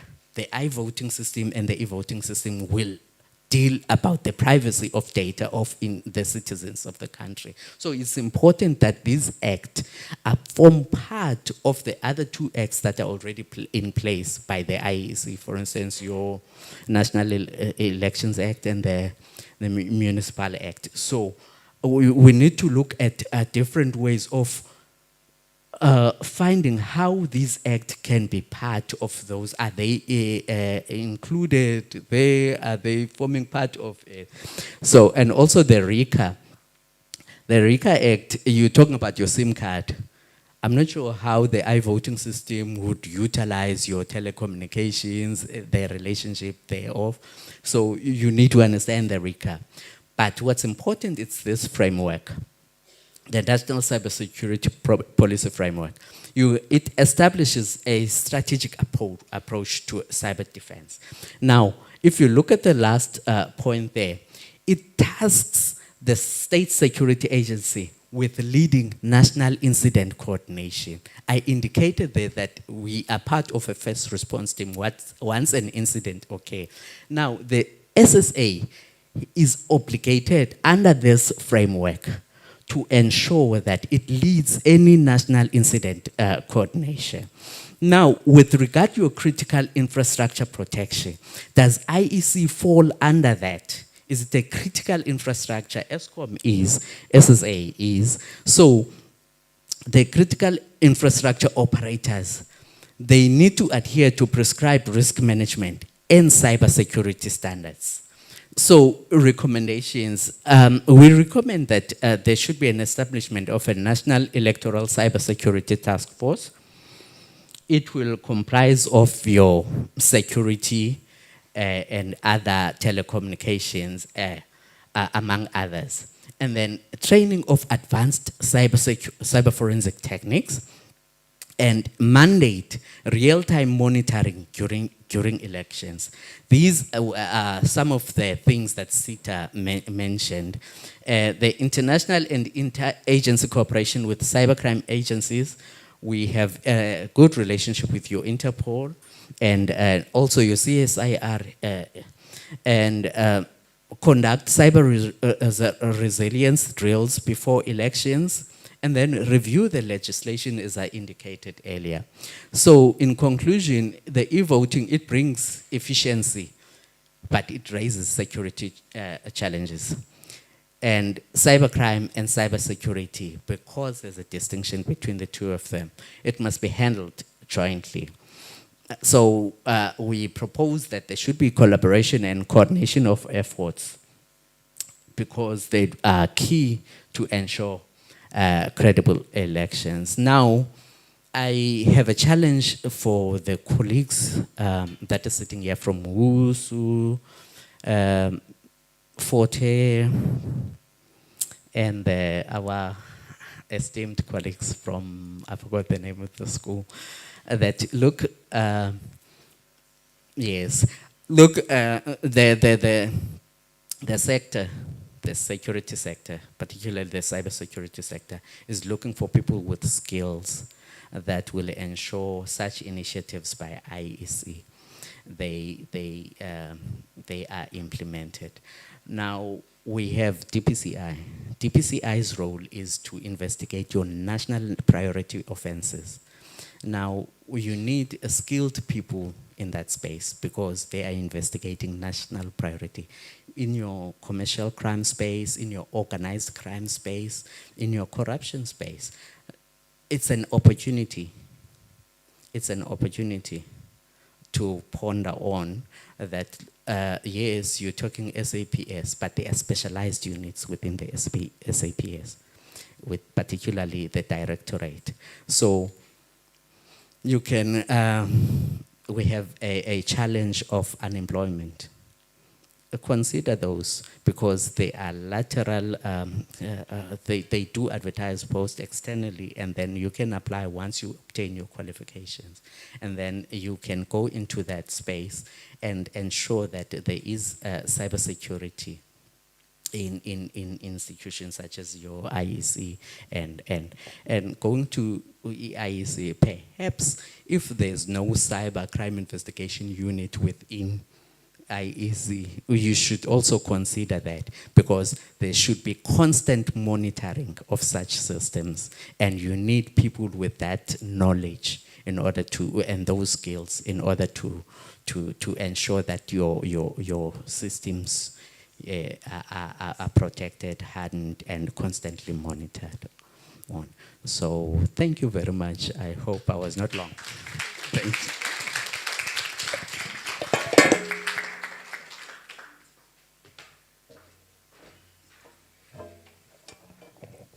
Thank you, Mr. Kiase.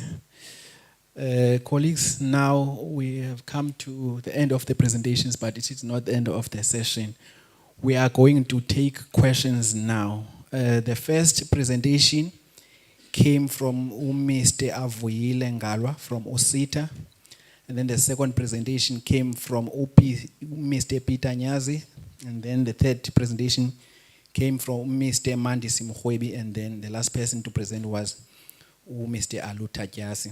And my observation, general observation from the presentations, is that there is a need really for a collaboration. If you listened to my colleague Uliko when he was opening the session, he spoke about knowledge exchange. And from that, I think there was a knowledge exchange, and I'm hoping that we are taking some lunch to unpack there when we get into our offices. Collaboration, and also trying to bring solutions. And I'm aware there are questions that are already lining up, but we'll start now with questions, but just generally before I start taking questions. Let's imagine now it's national and provincial elections 2029.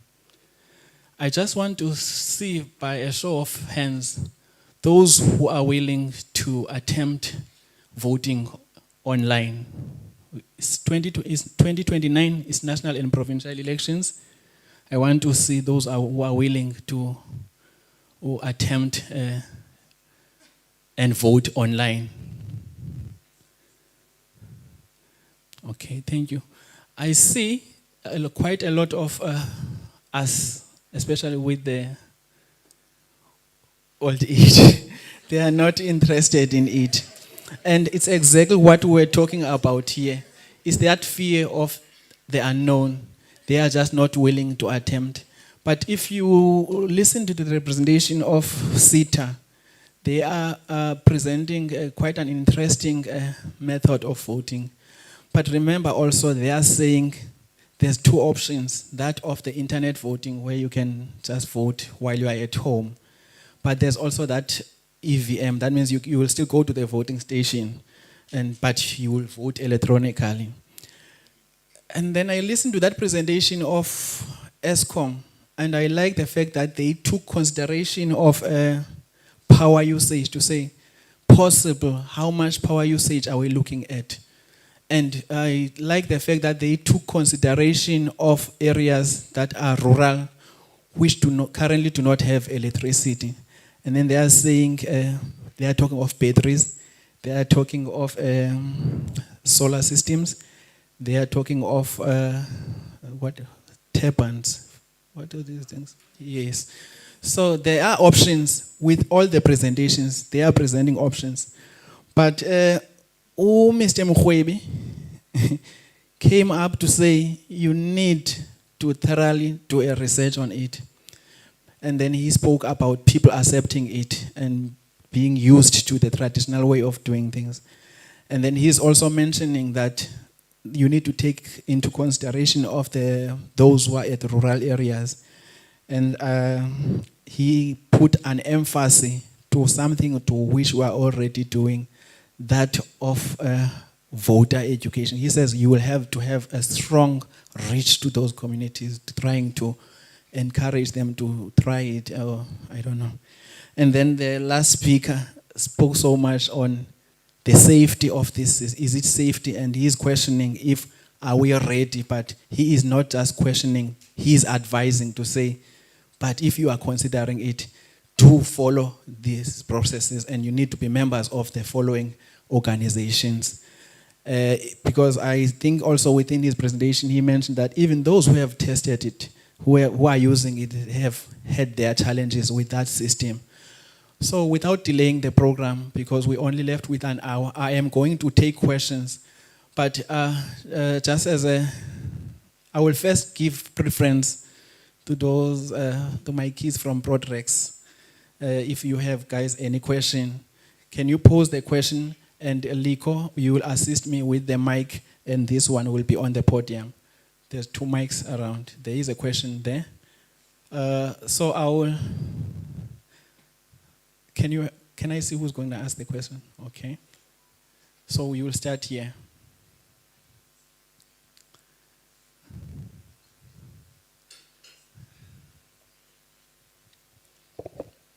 Sir, I have a question for Mr. Nyanzi. What Mr. Nyanzi said regarding what he had said at first about the possible electricity consumption. And I understand that some solar power will be implemented as well as batteries and everything. But at the end of the day, that costs a lot of money, right? But my main question is if you actually think it will be actually beneficial for the whole of South Africa regarding our ongoing socio-economic issue, which is load shedding that has been going on for years. And regardless of the fact that we will be using electricity regarding what you showed, regardless of what you showed us, if this initiative is successful, it will encourage more South Africans to use electronic devices, meaning that there could be more electricity consumption. And I just want to know your point on that. Okay, thank you for that question. Can I take at least the first 4 questions, and then after that, the respondents respond? I will take the first 4. So the second person sorry. There's another question from Potrex.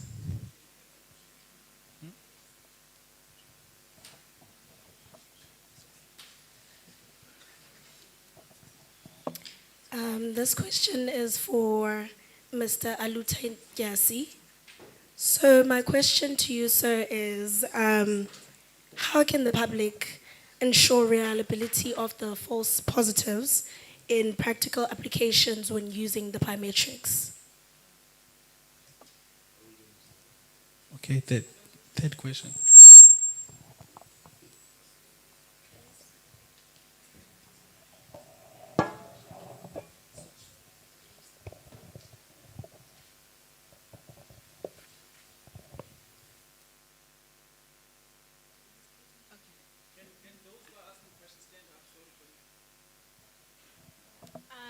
Greetings to all. My question is for both CETA and ESCOM. If servers or machines go off during load shedding, how will lost votes be recovered? And then also, how will ESCOM coordinate with IEC and CETA to ensure that critical systems have standard power?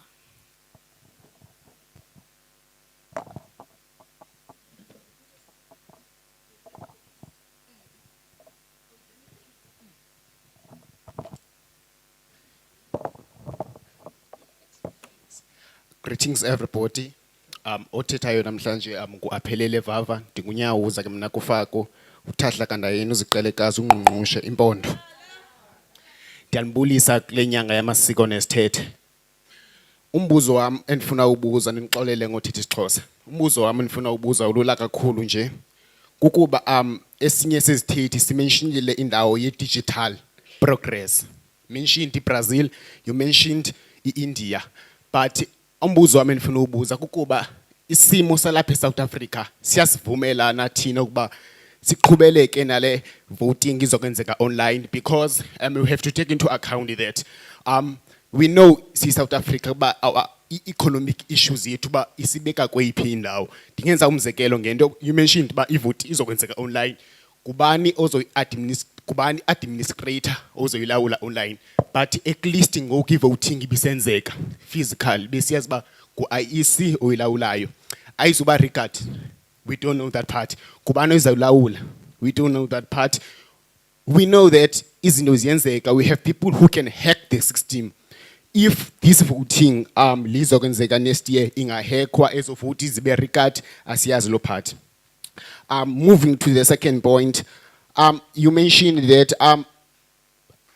the capacity and the accessibility but is accessible now le voting to villages, because we have to take into account that we have our brothers, we have our sisters that are in villages, and since they are in villages, they are not well accumulated well enough to the technology. So if voting is inclusive na kubona, or it will be just based to the cities. What about our brothers that live in remote areas? We don't know about izokwenzeka kanjani, because I think if you are providing a solution uti ukuba makbeko voting ezokwenzeka online, also provide the remedies for those that are in villages ba kuzokwenzeka kanjani kuba we don't know. So yapeza futhi zabo zovesiphelele nje moyini because of ivote izokwenzeka online, we don't know. We have to take into account those brothers, those sisters, they must also be included kule voting izokwenzeka next year. Lastly, or let me say to conclude, we have to mention the part of UIEC or manditi UIEC silapha East London namhlanje apha eBeria sithetha ngevoting ezokwenzeka online. I am practically sure that UIEC kulonyaka kazuya will not let me say to visit those villages, will not visit those townships as of engagement from those people. So abantu bapha ezilalini, they don't even know what is in online voting. But IEC, I'm sure, partially sure that akazu spend 2 minutes to just go to visit those villages. Guys, nithini na online voting. Since nina nilapha ezilalini ke ngoku singancedisa ngantoni ukuze nibe partially captured by this system izokwenzeka next year. Camakho.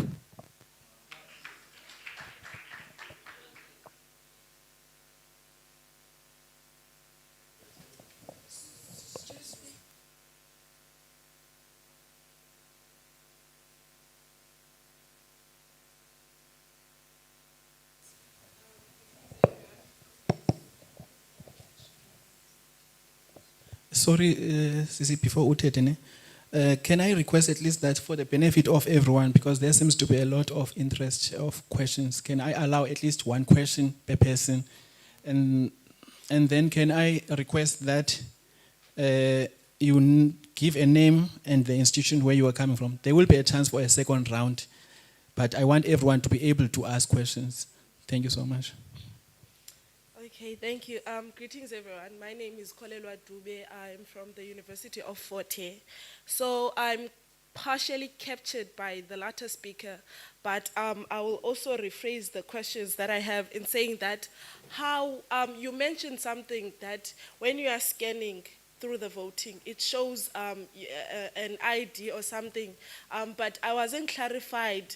I wish that if you could tabulate on that, on how a person is going to, ID yakhe, how is it going to be shown? Okanye, how will you facilitate, ubana, is this person really the one that is voting? Yabona, how will the information show? Because now, if you also mentioned AI, if we are having AI, we know that AI can be good and bad at the same time. It can be used as a negative thing. And also, that question is for the Hawks, yeah. And how do you ensure that, that this online system, people from rural areas is accessible to them? Because you know that they have technological barriers and they do not understand a lot of things. So how do you then educate them into transforming to this new online system? Thank you. Can I take Uchuma as the last person and then we get responses and then we go for a second round? Thank you. Thank you very much, Program Director. Good morning to everyone. My name is Uchuma Memela. I come from an organization called Genius AI. Both of my alma maters are here, so I think I'm very much at home. I've got a number of questions, but of course we've been told to limit them, unfortunately. A gentleman objected there. But I've got two questions, and they sort of interlinked questions for Bautyasi, no Putmandis are there. Of course, Mr. Gyasi, you're quite well versed in the cybersecurity space, and I think to avoid sounding like a broken record, the issue has been raised, and my question is simple. How do we buttress this e-voting system to ensure that it is well strengthened and protected against these cybersecurity threats which may emanate? And of course, we've got case studies from around the globe that we can look at, and I'm hoping you can give some answers with regards to that. And then to Putmandisi, I think I would like to pick your brain as a follow-up question to maybe understand how would we deal with the issue of the election being deemed illegitimate. Because if the e-voting system is breached, there would be those concerns, and we experience those concerns currently even with the ballot voting, right? And then if I do have an opportunity to ask more questions, I'd like to come to this side, but let me respect our program director. Thank you very much. Okay. Thanks, colleagues. I will have a second round. Can I give the panelists, before we forget the questions, because some are taking notes, like some are not even taking notes.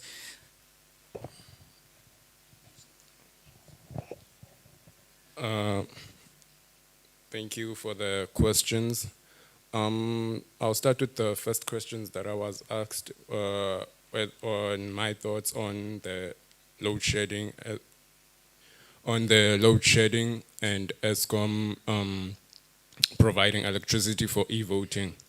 In terms of load shedding, ESCOM has proven to be able to conduct elections even when there is load shedding. If you remember, in 2024, we managed to conduct elections with constant electricity supply during the elections and during one of the worst load shedding periods. In terms of e-voting, what we looked at was how much load that the EVMs and the and the iVoting would put on the system. In terms of the sizing of the load, it wasn't as high because we're talking about electronic devices. Those are usually low power electronic devices. So the load on the system would not be as significant or as high. And given that we are using the same pole sites that IEC has still, we assume that we are using the same pole sites that IEC was still using, it is a possibility for us to be able to provide constant electricity to those pole sites. Yes, I hope that answered the first question. In terms of the second question, that if these service machines go off during load shedding, what would ESCOM do? I would speak in the role of ESCOM, and I would let my colleagues speak on the role of CETA. In terms of the role of ESCOM, we would recommend that we use EVMs that are battery powered. So the battery powered EVMs that currently are being used last up to 9 hours on a single charge.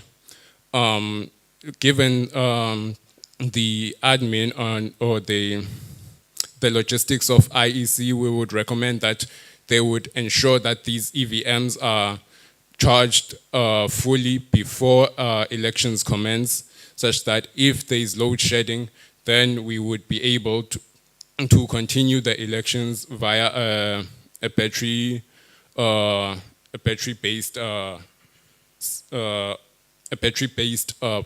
election. In terms of essays, in terms of the next question, which is about South Africa's situation for allowing e-voting, one of the questions that was posed in terms of this question was looking at countries like Brazil, India. What the IEC wrote on their policy document per terms of their investigation was that they found that Brazil has similar demographics in terms of digital literacy and locations of citizens in their countries. So in terms of SA's situation, in terms of the digital divide, it would be beneficial to follow Brazil's method in terms of how to use the e-voting. Brazil uses a similar e-voting method as India. So they use mostly EVMs that are battery powered. So that's how we would be able to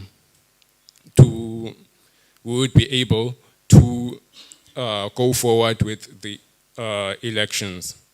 In terms of it being accessible to villages, ESCOM is already tasked, even without implementing e-voting, with electrifying villages.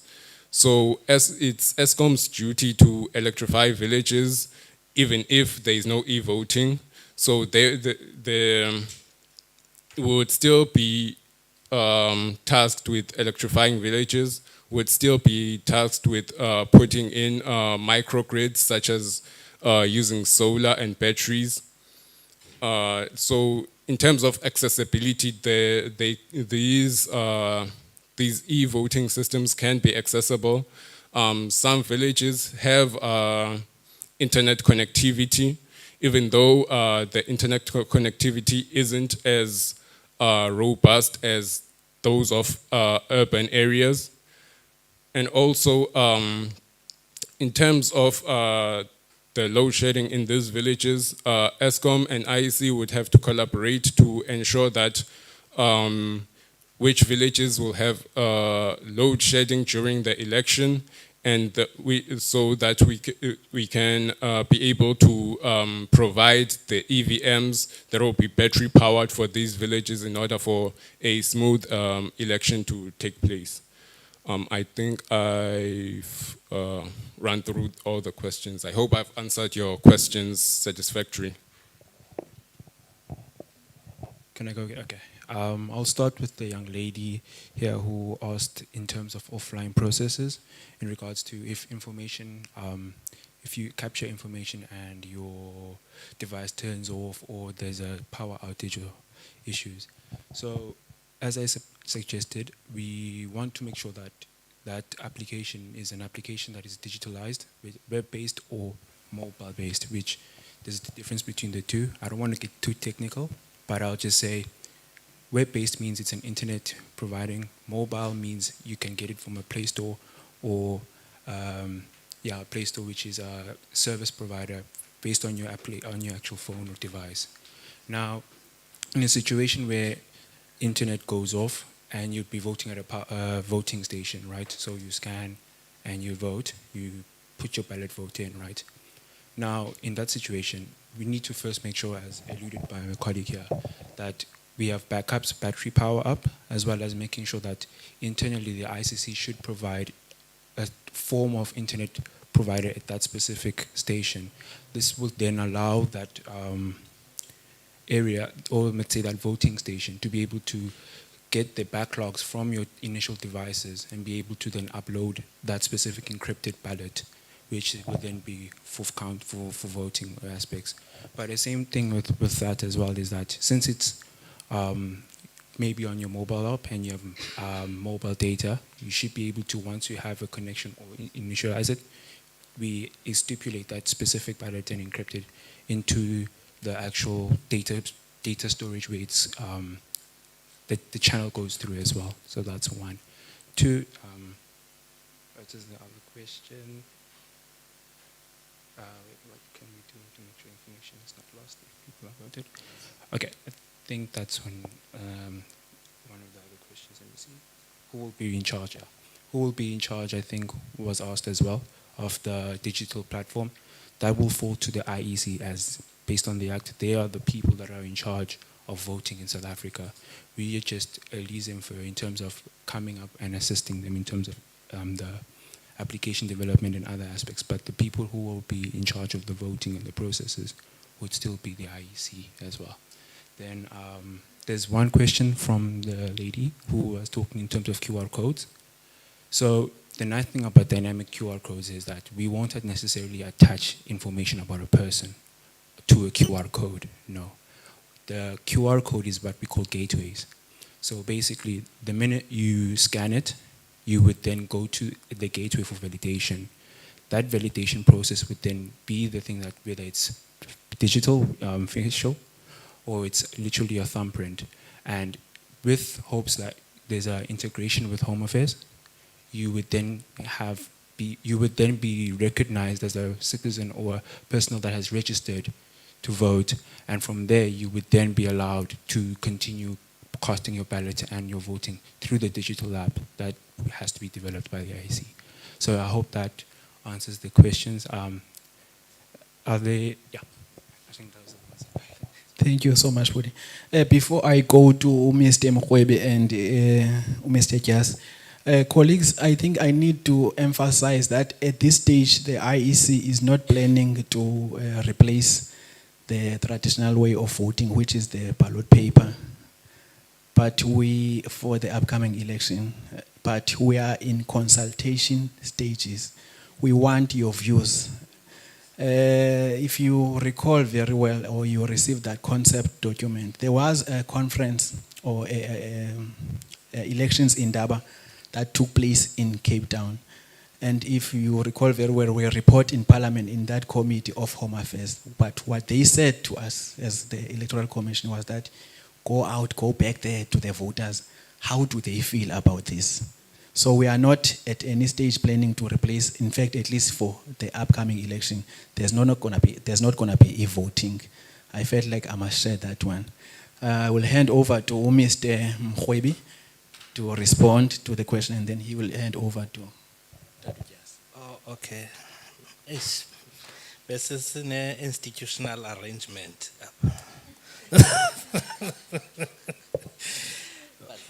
Okay. I think the question was meant to challenge a crystallization of what we rendered. We thank that opportunity, but I think it's important that illegitimacy draw from readiness. I think from assessing our level of readiness before we can be able to embark on that. There is what Mr. Jasi emphasized on, and I would like to amplify it. It's an issue of our legislative tools. And from what he presented and the landscape of our legislative framework is that it is responsive. It is not preventative when it comes to the issue of cybercrime. So the piece of legislation that he was recommending to be considered, which is the Cybersecurity Act, is that it is meant to be preemptive, so that when you are going to, for example, procure devices, that there can be compliance requirements that can be done. More than that, also there can be some activities that can be done, such as building a risk matrix. The risk matrix is that it preempts the ability to say these are the risks and these are the potential mitigative mechanisms. So part of risk assessment would be understanding the climate in which you introduce such devices.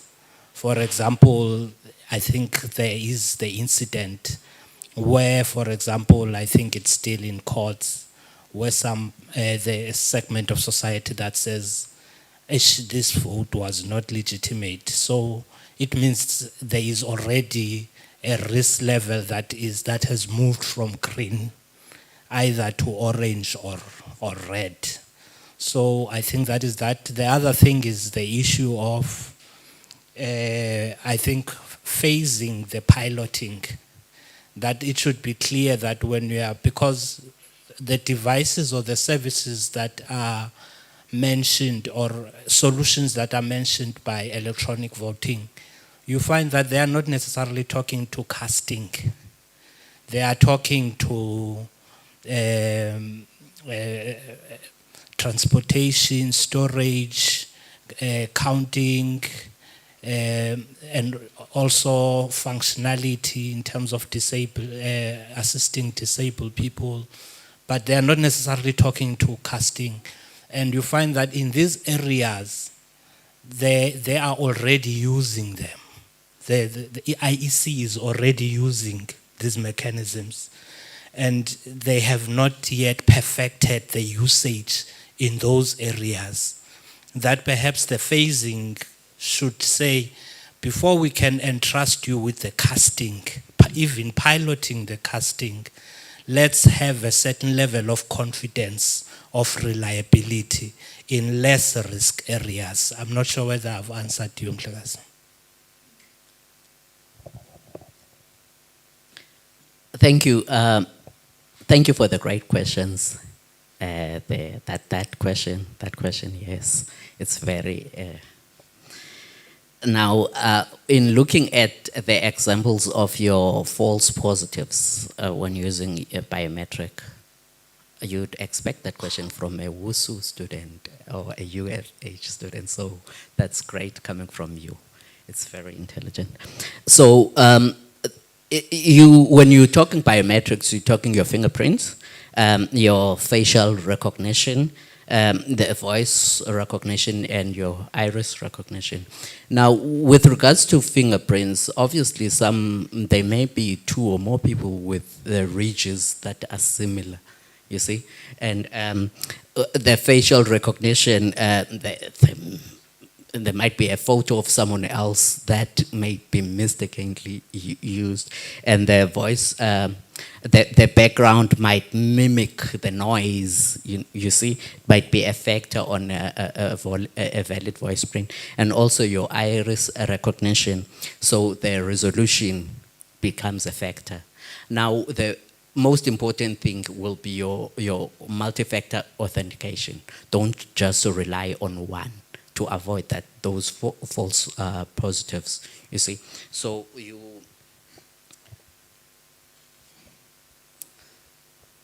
don't rely on, you use your multimodal biometrics. You see, you combine these multiple types, for instance, your fingerprints, your iris, and your facial recognition. Another one is you must continuously authenticate.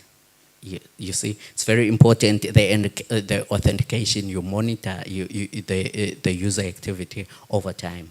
You're constantly doing that, and regular test the system to ensure that there are no redundancy, and ensure the sensors and algorithms are put in place. Now, the question from the lady from AUFH, I think was it more related to voter education, right? In the rural areas. Both, I think it's more applicable to IEC, but because that they are obligated to conduct such voter educations. However, now with the emerging technologies, it's the responsibility of the security cluster as well to ensure that such people, they understand how their data is protected, to ensure a privacy around their data. Because now in the rural areas, you will say, no, they are not as tech savvy. You'll be surprised, you know, the digital literacy is improving in those areas. And ESCOM, they're doing a great job in ensuring, and other telecommunication companies, to ensure that there's a reach, but it's still lagging behind when compared to other countries. However, the voter education, it's very important, particularly around the privacy. Now, as law enforcement, ours is to just carry out your awareness campaigns around cybersecurity and around cybercrimes in using these digital devices. Because, you know, it's easy now to conduct e-phishings, especially when they are leveraged by your generative AI, and, you know, they become so convincing that for someone can easily click and believe that this is a legitimate email or whatever. And now, let's not look at it from a rural, because even your urbanized people, they are affected by the same thing. So the issue of cybersecurity and people understanding these cybercrimes, it should be a not only concentrated on a specific geographical area. To my colleague, I think you asked a question on how to strengthen the e-voting systems. You know, some of the measures when you are trying to identify these false positives when using biometrics, they also contribute in hardening those e-voting systems. However, you know, it's important that you harden the voting infrastructure. So IEC has a duty to ensure that it is hardened and they secure their hardware. Now, it's, I indicated that they need to procure these tools. They need to collaborate and identify those who are already have their systems hardened enough, and ensure that they can mimic what they're doing. So another very important thing, now we're talking your iVoting or e-voting systems, we're talking internet. So it's important that you isolate most of these machines when you are conducting such to try and mitigate these vulnerabilities. For instance, a connection via Wi-Fi and the usage of you need to disable such infrastructure to ensure that there's less contact when it comes to the use of e-internet. You isolate these machines, and then you conduct your regular penetration testing. You try and test these systems on a regular basis to check for their strength. You see, so it's very important.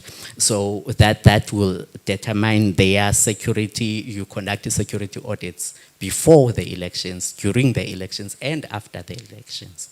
So those penetrating testing are very important. Thank you, sir. I think it is important, where is the mic, colleagues?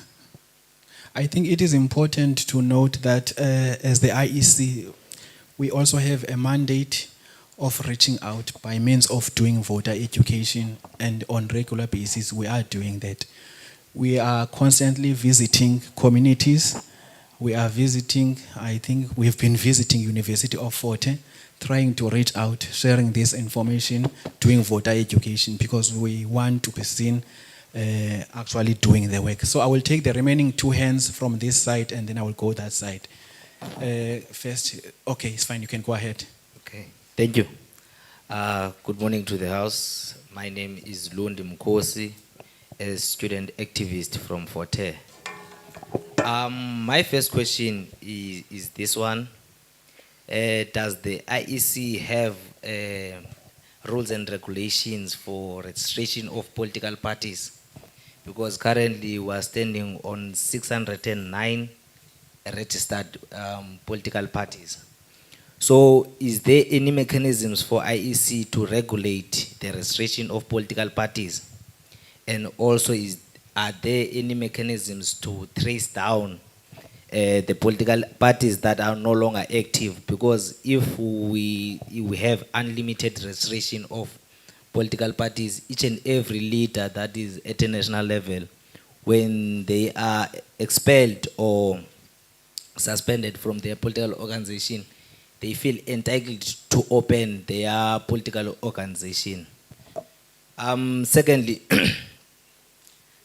the IEC, it's called Independent Electoral Commission, but some of the members of the society feel like it's not really that independent, because some of the stations and some of the offices, people who are working in IEC, they are affiliated in certain organization and they are prominent in their and they are active in their organization. So at some point we tend to lose the confidence on the independence of IEC, because in some elections we experience physically, we experience from first hand the rigging of elections. Thirdly, can't IEC, sorry for the last one, can't IEC go to the institutions of higher learning also, because there are also elections there? Can IEC intervene there in the institution of higher learning to make sure that when the elections of the institutions of higher learning are happening, it also include the policies of IEC to say that there cannot be an election in the University of Fort Hare for students that are not registered by IEC, so that we try to increase the registration of young people to IEC. Thank you very much.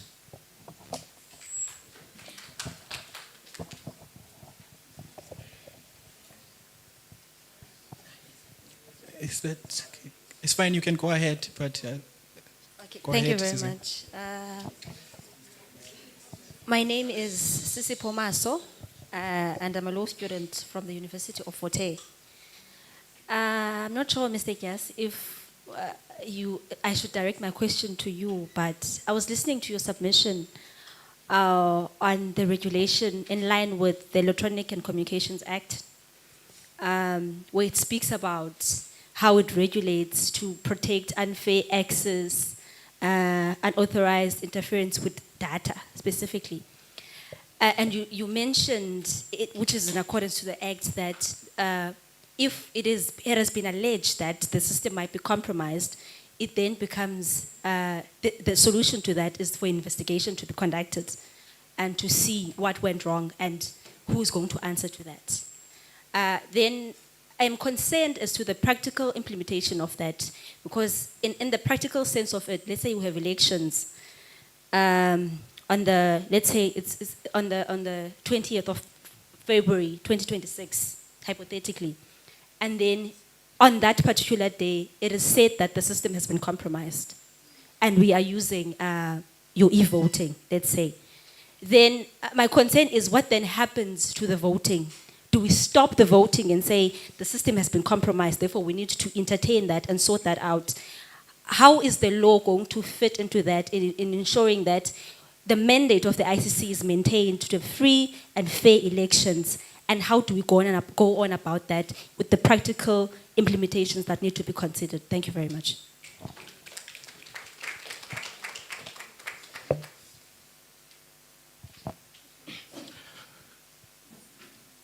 Thank you very much. My name is Itumeleng Isaac. I'm from Walter Sisulu University.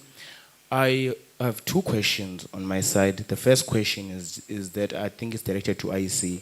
How can this e-voting system can be designed to ensure the ease of use for elderly individuals, to be precise, our grandparents who are unfamiliar with smartphones? That's the first question.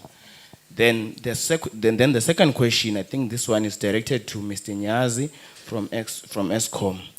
Right now, we know that Eskom is facing challenges of high demand of electricity and more than the amount of electricity they can supply. And then now they're saying they want to introduce these electric voting machines, which will consume more electricity again. So I just want to ask, how will they manage that? Because even now, there are some areas who don't have electricity. So I think this is too much for Eskom. And we, as the Walter Sisulu University students from engineering department, we're willing to come up with solutions which can assist better in building solar panels and other sorts of electricities which can be which we can assist Eskom with. Then I have my third question. Yes, sorry. My third question is like, I just want to say to Mr. Aluta Kiasu from Hawks that the challenge has been accepted. We, as Walter Sisulu University of Engineering and IT, we are willing to collaborate with the Hawks to invest in secure servers, encryption, firewalls, and intrusion detection systems, which we think will assist in cybersecurity. Thank you very much.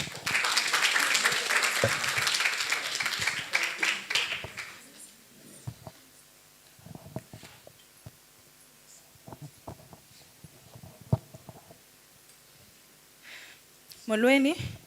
My name is Ndombe Kaya. I'm a journalist at the Daily Dispatch, and I'm also a postgraduate student at University of Rhodes. Okay, I have a question, right? We know that we are a multilingual country, right? And the issue of illiteracy in rural areas, as someone who lives in a rural areas, deep rural areas, it's an issue. I want to ask, how is the IEC going to ensure that people who can't understand the dominant language, that the process is going to be registered in English, are going to be met, their language barriers? And another question I have, I heard that there will be an on-site poll voting for people. So my question is, isn't this e-voting supposed to be like, to be convenient to people?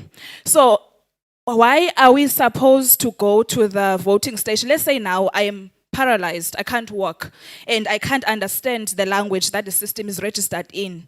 What is going to happen to me? Am I not going to vote, or what is going to happen? Are there agents who are going to go there and vote and help those who can't walk to vote, or the elderly?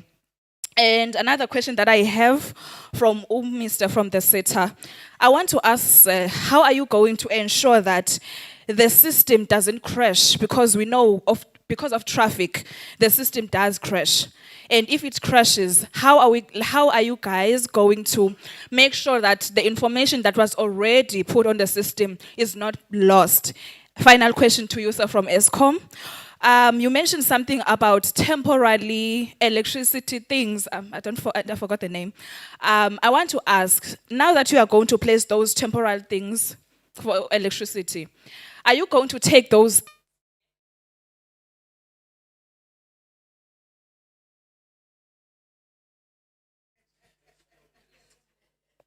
I will take Uputi. He is the last person for this round, and then we'll get responses.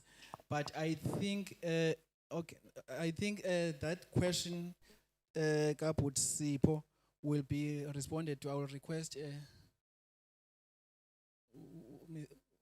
Mr. Mbokola to respond to that question. Can we take the last question now and then we get responses? Can we make sure, colleagues, that we at least check time? We are running out of time and the question seems to be like a lot. Can we at least ask one question? There was a, yes, Uputi there. Yes, but yes, you can.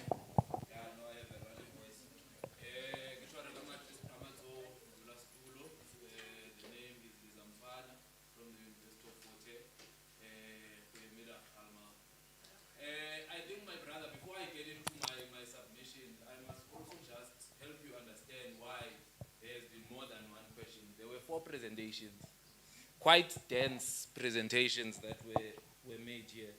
So I think it's a bit unfair for us to be expected to ask one question from 4 dense presentations.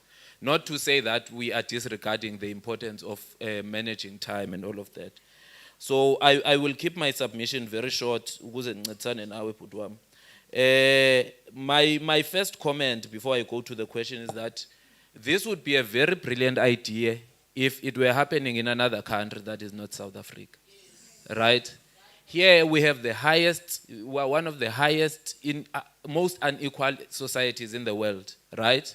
One of the highest unemployment rates in the world, one of the highest poverty rates in the world, and all of these things, one of the biggest, most corrupt nations in the world, right? These socio-economic factors speak directly to the trust that public institutions enjoy from the public.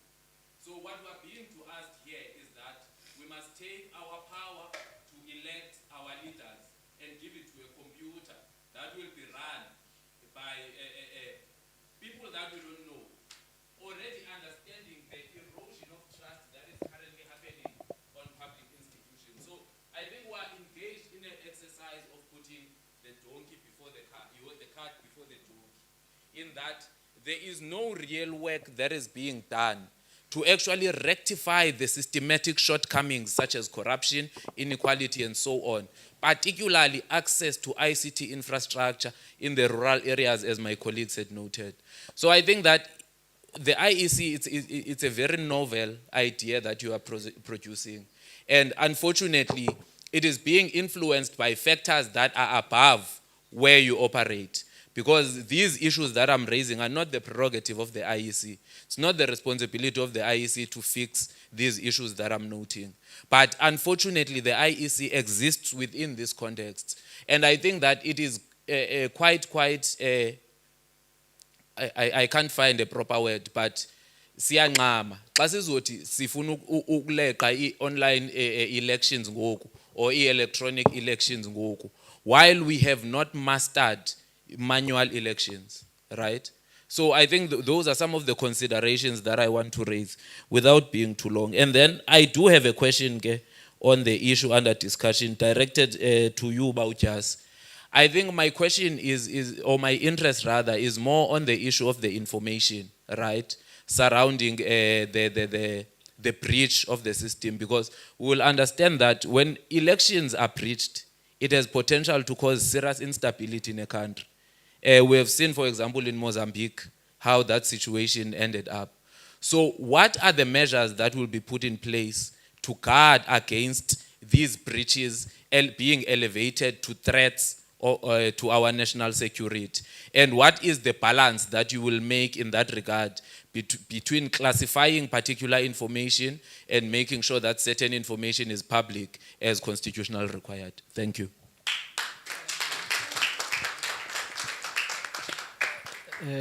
I think I will give just shortly UPO a comment on the registration of parties, and then I will give over to the panelists to respond to the questions. When do you pull out the plug, PO? When do you say no now? We've registered enough. Thank you so much. I love the love of the country. You can see that people are very, excited about this. But we must just keep one thing in mind. Oh, I'm sorry. I'm Kayakazi Makutuman. I'm the head of the IEC in the Eastern Cape. We must keep in mind that the IEC has not taken any decision. Right? We must also remind the House that we have been requested by the committee to go out and consult as much as possible. And this is a consultation. Even next week, we're having another session on the 18th of September with the different stakeholders on the same issue, and still it's consultation. When South Africans say, no, we are not ready for this, it will be the end of it. And remember, this consultation we're talking about, or the very last international conference that we had as the Commission early this year, it was not the first time. The discussion on e-voting started in 2013. And South Africans said, never. We are not ready. Infrastructure, everything else, and looking at the price of buying those machines versus the other needs in the country. No. Let's continue with paper. And the discussion died. Then we came back again this year with the information that the infrastructure has improved from 2013. The use of gadgets or technology or whatever has improved over the years, and we started the process again. And it's purely what, colleagues? It's consultation. There is never a way that the IEC can enforce this. South Africans need to say, yes, we agree, let's do it. And there is a lot that needs to happen before, if it does get implemented. Hence, it can never be implemented in the 2026 elections. We need firstly to amend the legal framework. Currently, both the Electoral Act and the Municipal Structures Act, they talk of the ballot paper, the physical ballot. We can never just bring machines without the amendment to the law. There is a country, just that I've forgotten which country, where they actually went ahead with an election without amending the law. And there was a problem with that particular election. Most importantly, there is no way that we can introduce this, if it does get introduced, without vigorous voter education. People will have to know what to expect when they go to the station, and those that are visited at home, that will not stop. Remember, we have special votes. I'm trying to answer one question that was saying, what is going to happen to people that cannot go to the stations? We cannot have machines and replace facilities or systems that are actually assisting those people that are not able to go to the stations. Now, coming to the question of political parties, the Commission cannot stop people from registering political parties. We cannot do that. Everyone has a right, it's in law, and we are just enforcers of what is on the legislation. At the end of August, we had 472. We have not reached 600. I don't know, there's somebody here who spoke of 600. At the end of August, we're at 472. And looking at where we were between the last elections and the end of August, we have 34 new political parties. And these 34, out of these 34, 12 were only registered in the month of July and the month of August. Meaning that there are people out there who just want to form their own parties. And unfortunately, there's no way that we can control it. But we're open. If you even listen to the media conference that was held, headed by our CEO, we are concerned as a commission. The more there are parties in the ballot, it is a bit confusing even for the very voter standing on a ballot paper that looks like a newspaper. And the quality of voter education that we do and we try at all times to do our best. But we can never run away for the fact that it is even expensive to print such huge ballot papers. But unfortunately, we cannot stop people from registering their new parties. There was a question on the IEC as an institution with people that are aligned to organizations. The law says everyone has freedom of alignment to any organization. We are the IEC officials. We vote on election day. The Constitution allows us to do so. But what we do, for anyone that is employed in the voting stations, they get screened by the political parties. We submit names of all the presiding officers and their deputy presiding officers and the third person in a voting station to be screened. And objections come and we replace people. Mr. Bernardo is here, is one of my PPLC members. He knows what I'm talking about. So we don't just employ people. We employ and we say to the political parties, please tell us if these people are credible to do the work. And this happens in all municipalities across the country. And we give them 2 weeks to come back to us to raise any issues that they might have with the people that will be mending the voting stations on election day. I'm not sure whether there's any other question that was raised that I need to respond to. I've covered it. Thank you. And thanks for being here. Okay, thank you, P.O. I will hand over to my colleagues here. Keep it short, colleagues, so that I can take the last round there. But there's also 2 questions that I need to entertain after the responses that are from the online live streaming. So I need to at least respond to them also.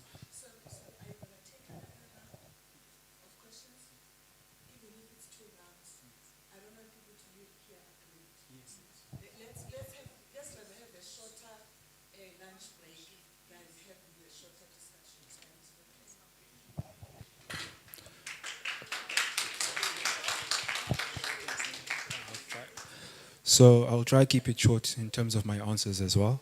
But it will cover most of the questions that have been asked. So one of the questions that was posed was, when a user tries it for the first time, will it be easy to be able to use the application? So in IT, or let's say in development as well as processes, we have a process called KISS. Keep it simple and secure. So in terms of the application design, we'll have to follow the KISS method, which is keep it secure, and yeah. So in that aspect, I would say that the application would be much more simplified for all users of the application, including first-timers.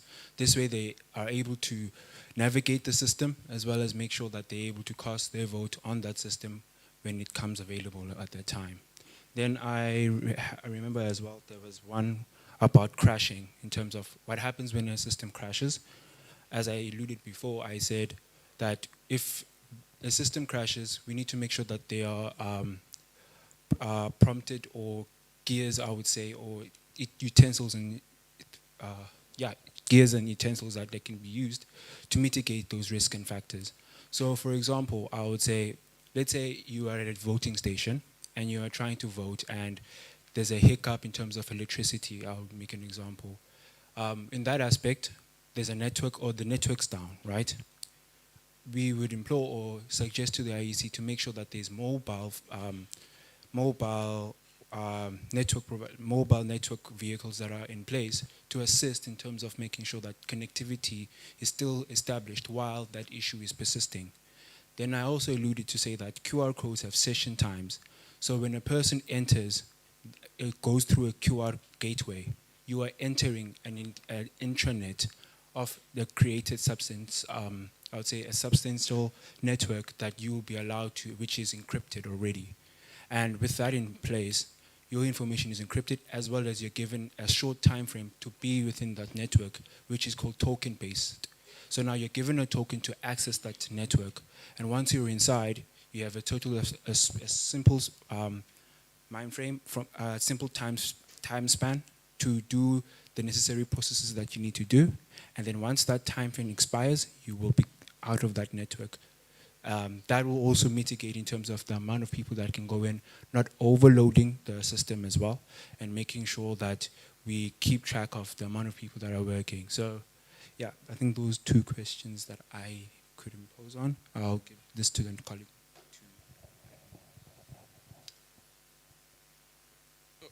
Okay. With the question posed by with high demand for electricity and how will ESCOM manage this demand, the demand that e-voting brings is not as significant as the poll site ordinary voting has. So, for example, we are talking about digital electronics, which are low powered, but even if you don't implement e-voting, you still have to supply electricity to your poll stations, and this electricity takes up the majority of your e-voting. Even if you implement e-voting, majority of your electricity will still come from lighting of these poll stations. So in terms of managing electricity demand, ESCOM still has a mandate to manage that electricity demand regardless of whether that e-voting is implemented or not. One of the implementations that ESCOM tries to put forward is renewable energy in terms of the just energy transition. So even if e-voting does not come to fruition, demand will still have to be managed. But e-voting does not add as significant of a demand as, for example, electrifying a village or electrifying the whole country.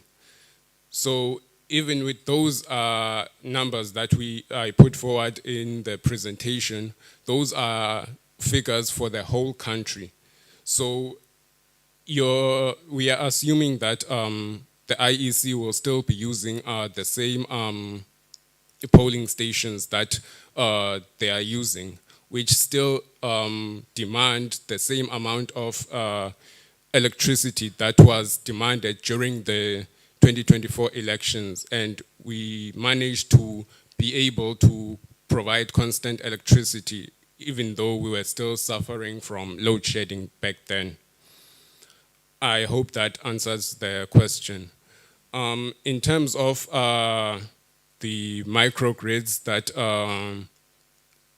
that were asked about, the microgrids are used to electrify villages, for example, that cannot be otherwise electrified via ordinary means, so via lines and conductors. So these microgrids, we build them to stay in that village, to constantly supply that village. So the short answer of it is no, we will not take them back. Otherwise, it defeats the purpose of ESCOM to electrify South Africa. In terms of e-voting being convenient for the disabled and elderly, I don't think as the IEC mentioned, I don't think there'll be a need to get rid of how the IEC conducts voting for the elderly. The only difference will be that would be using the electronic devices to capture that vote. I hope that answers all your questions. Also, I forgot about the languages barrier. So when it comes to language barriers, we're already seeing digital AI come into these areas, making sure that they can translate literal different languages so that it's easier for those who don't actually understand common English, but to be able to understand their own languages in terms of when reading or using that application. So yeah.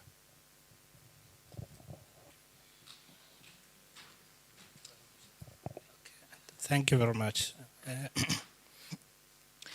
I think it's important to comment on a very controversial observation. I think the observation that I have seen is that, and it's confusing, it's clear that the policy is for consultation, not for implementation. There has been a clear pronouncement that under any circumstances there will be no use of the e-voting system on the next year local government election. I think the IEC is equivocally clear when it comes to that.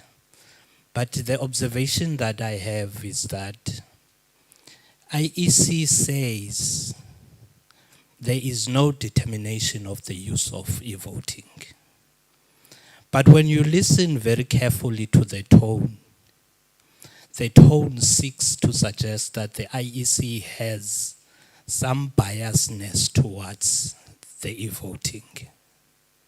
It's very important to stress that because I've listened to the IEC in the KZN and all the stakeholders, people that were participating in that platform. And that is confusing to the public. And it's important that the public must be clear that IEC, both in pronouncement and also in the tone that it uses, that it is open to the public for it to decide whether it will adopt or reject the e-voting. I think that's important. The second thing is the issue of quality of democracy. When someone raised the issue of the ballot paper list, that the ballot paper list is going to infinity, and the response of the IEC says we don't have control over that.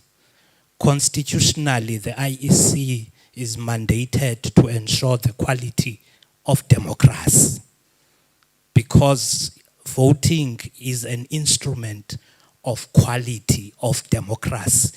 Is not the end, is not the beginning or the end of democracy, but it is merely a tool.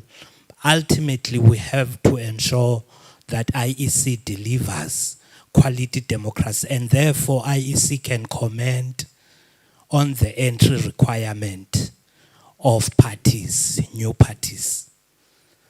I think this was raised in another province and it was raised by the IEC, that we need to reflect on whether we must not review the entry requirements, because they made an example that the least requirement sometimes is obtained kwamamuyanchaza, and that is decaying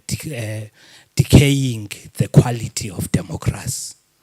And this is important because political parties, when they speak out there, they say the voters, they have given government coalitions reality is the longer the list becomes, the more coalitions are created. So the list, the lengthening of the list cannot be solved by e-voting. That must be taken aside, because the quality of democracy must be determined by the informed voter, not by the abstinence of the voter. That talks to the issue of the vote, the tone that I was talking about, because IEC says we are conducting voting education. What is the quality of that voting education?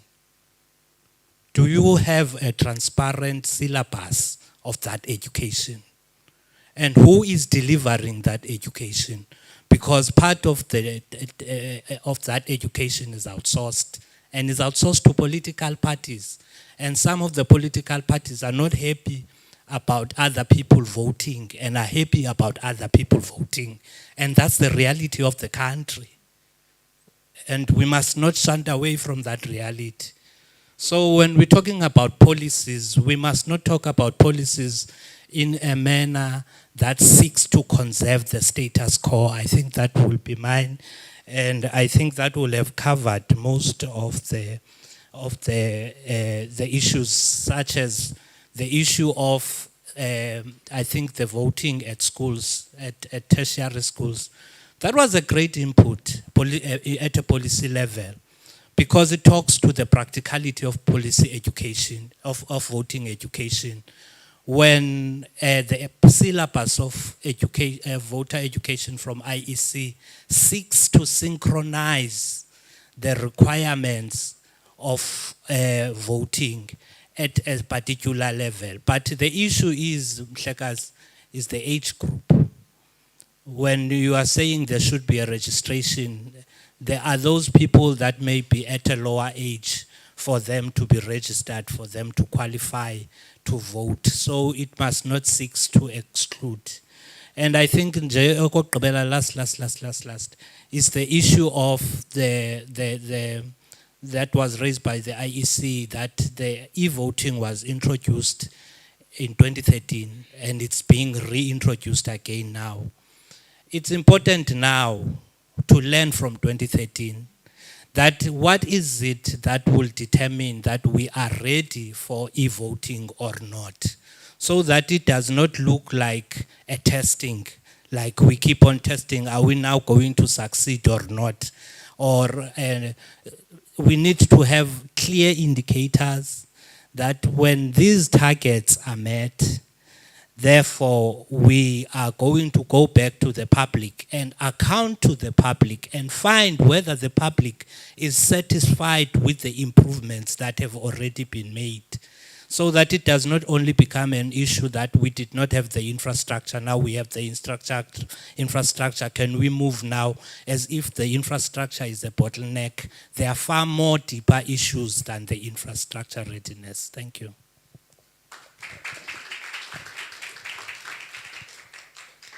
Thank you. I had a question from Sisipo from AUFH. Sisipo, your question was around the practicality, the implementation of the system. Look, there's a concern regarding clearly around the privacy and security of the data or the information. There is a concern. So you said if, say, by 2026, we were to conduct this e-voting, you know, I need to just emphasize the role and the responsibility of the DPCI. Say, if in an instance where IEC suspect or there's been a complaint during that election, their duty is to go and report to the law enforcement agencies that, look, there's this concern. Now, if one of the instruments has been part of that committing that type of crime, for instance, an EVM has been, if that incident has been reported to the police, ours is to go there and conduct our digital forensic investigation. That entails to going to seize that particular instrument that had been part of commission of a crime. Now, will that stop an election in that instance? Let us go back and sit with the IEC and say, do you have a business continuity strategy, you see, to ensure that, the elections do not stop, they proceed, they continue, to have a backup plan? Now, we've taken your machine that you've been using during elections because we need to conduct an investigation. That is where the DPCI comes in. We we seize the instrument that has been used to commit the crime, and then we conduct our investigation using the digital forensic tools. You cannot do it otherwise. However, if some of these machines would be used live, so there's volatile data that is there. So we would have to try and conduct a digital forensic while the machine is live. That is also possible using our digital forensic tools. Now, whether the IEC will decide to say, no, let's put a stop in this voting station because such has been reported, I'm not sure. They can come in there, but a backup plan should have been in place and in consultation with the law enforcement agencies, particularly the SSA, the police, and other and I'm sure the legislation would have been reviewed in that instance. Look, if such happens, what would then follow thereafter? It should be included in one of the legislations in the acts. Liza Mfana, we're talking about the securing the data, the importance of ensuring that the data is secured. You know, when there's a data breach, what measures are in place to ensure that the data is protected? Again, we're going back to that. Again, you mentioned the classification of such data. We don't classify the data in terms of this one is confidential or what. We work on the device that has been utilized to commit that particular crime, using the digital forensic tools to get the evidence, whether was there a breach or not. Is there a malware injection? Which device is involved? And then we try and isolate it from the network, you see. So that is ours. So this is really a cybersecurity matter, you know. There are other stakeholders that would respond in such instances, you see. As I mentioned, your state security agency, to ensure that there's protection of the systems are hardened. I hope I responded to your question. Thank you very much. Okay, thank you. I am going to be biased now. I will attend the 2 questions that are coming online, and then I will attend to the platform. Thank you so much. Thank you, Kanyisa. Good afternoon, everyone. I have a question that's been sent to me from our national office, from our manager research, Dr. Rapport, and he's directed it to Eskom. He would like to know, on your slide number 11, the consumption that you reflected there. What was the duration of the period? The consumption at a voting station, did you take it just during voting hours, or did you take into consideration the counting times as well? Some voting stations are short, counting's over quickly, some go right through the night. So that's his one question. And then the other one, did you take into consideration the power that is utilized in people's homes should we go voting? Okay, that you would be working on your laptop or whatever, and obviously you'd be using some, if you need to, you'd be using some consumption over there as well. So those are the 2 questions he's got. But Mr. Mkhwebi, you see I also use paper. While I've got the mic, if you don't mind, I'd like to hijack Mr. Dyasi. The attacks that you said on the different institutions like SASSA, GEPF, etc., did you find a similar trend in where they were coming from and what their intent was? Was it data? Was it money? What was their intent? And if we're talking e-voting and we're so transparent about it, what would the risk be that there are already people out there creating systems to attack it? Because we're open, we're talking it on public platforms. So if a person has ill intent, quite likely they're busy moving on it already. And with Interpol, if you're going to attack, surely you're not going to go directly, say, from Israel to South Africa. You're going to go via and end up at a country that is not a member of Interpol. And then how do you hold them accountable? It's just from my side. Thanks. I just want to alert the House that the cyber attacks, it's not something that we are foreign from.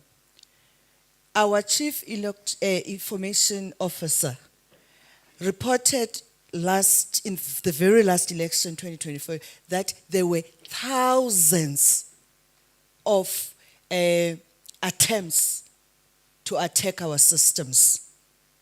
And they were unable to succeed. So I don't want us to be taken as a commission that now there is nothing of that nature that is currently happening.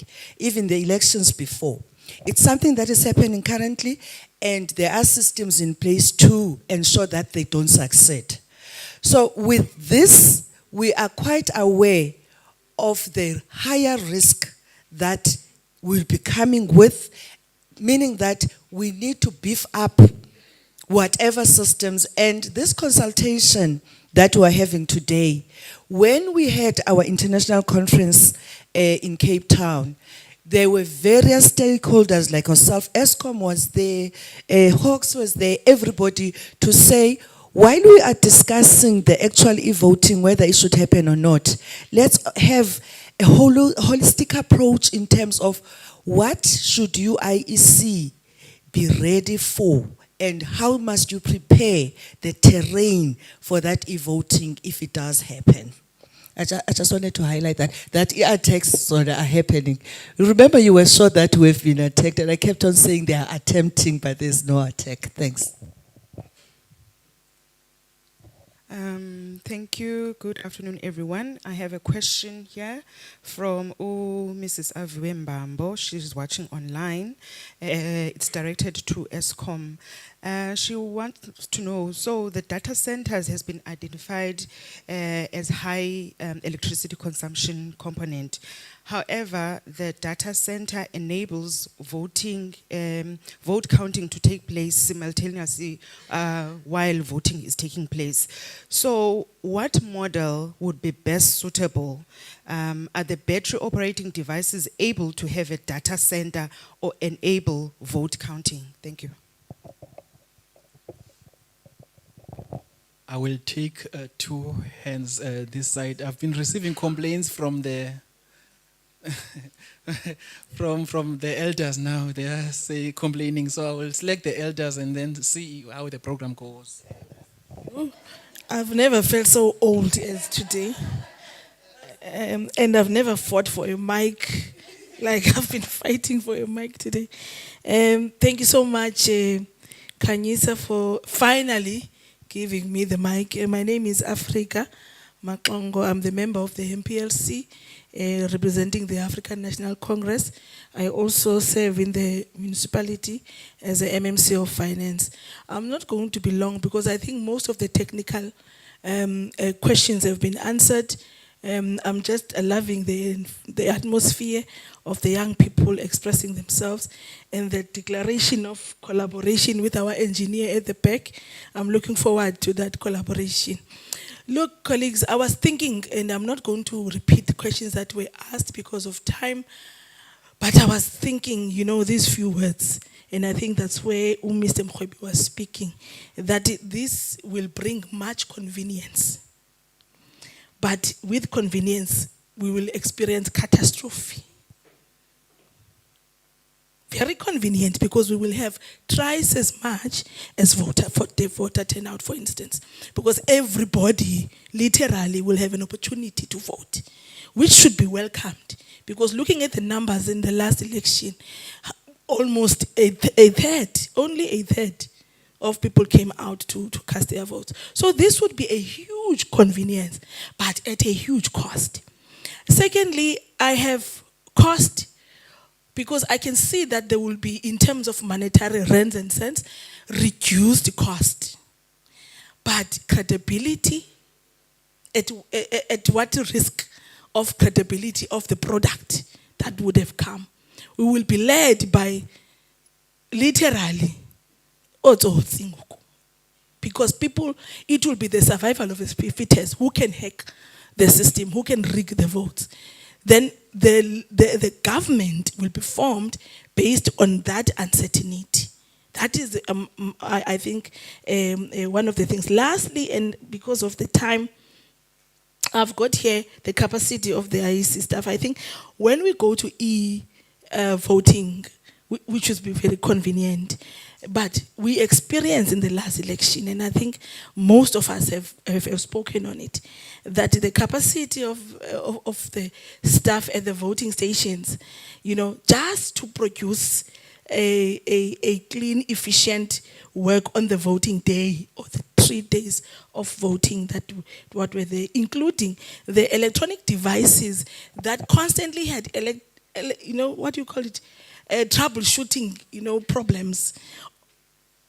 Literally the entire 3 days, we had systematic challenges. As a result, even many people who questioned the credibility of the election were based on the numerous, issues in terms of that system. And still today, there were organizations, not mine, who literally were threatening court, if you remember. So, based on that, and I love the fact that you are saying we're not replacing, we're saying we're adding a convenience so that those who will be at work or otherwise not have time to come out will be able to vote. But how do we create that firewall that we will be happy as a country that there will not anyone who's punching holes on it, and that the product that we will be receiving will be a credible one? Lastly, there's phasing. I think I'm for you when you say, let's phase it in instead of, piloting, because a national piloting of this might cause a catastrophe, as I've said. Because of time, I will let the young ones deal with the technicality. Thank you so much.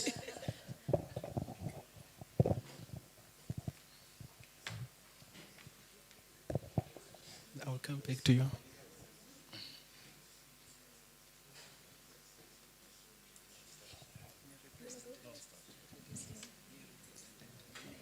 Hi everyone, my name is Sipesihle Msomi and I am a student at the University of Fort Hare. I just want to ask a question quickly. When I think of the IEC, I think of that slogan, "My vote, my secret." So now, if we're saying we're going to implement e-voting and we want to be inclusive, right? Then how are we inclusive towards people with, let's say, visual impairments, to just make an example? Because with the actual ballot, maybe it can be written in Braille. You understand what I'm saying?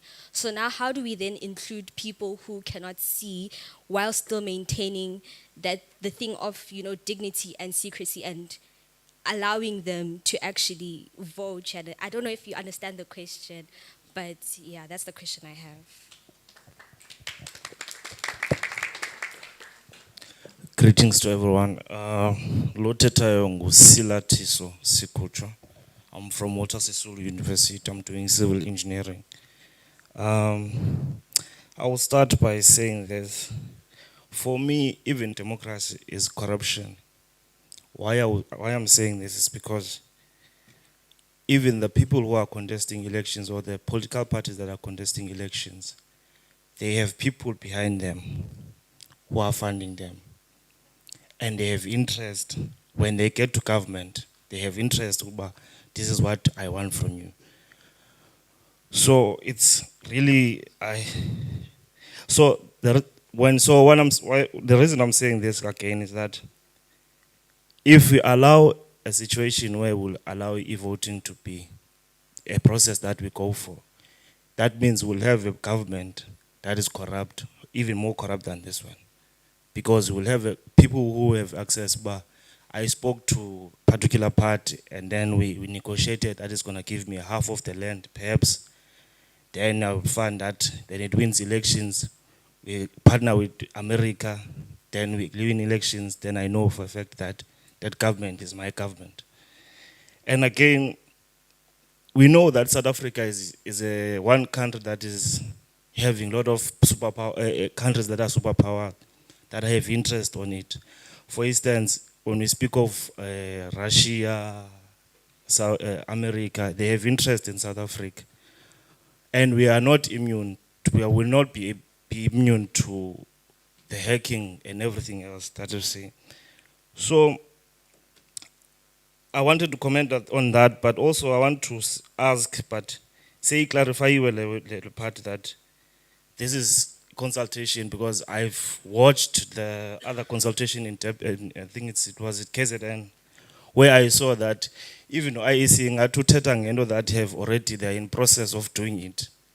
And now I was a bit confused, but at least they've clarified that. Because my question was that, do even IEC itself see having potential or a capacity to take the e-voting as soon as possible now?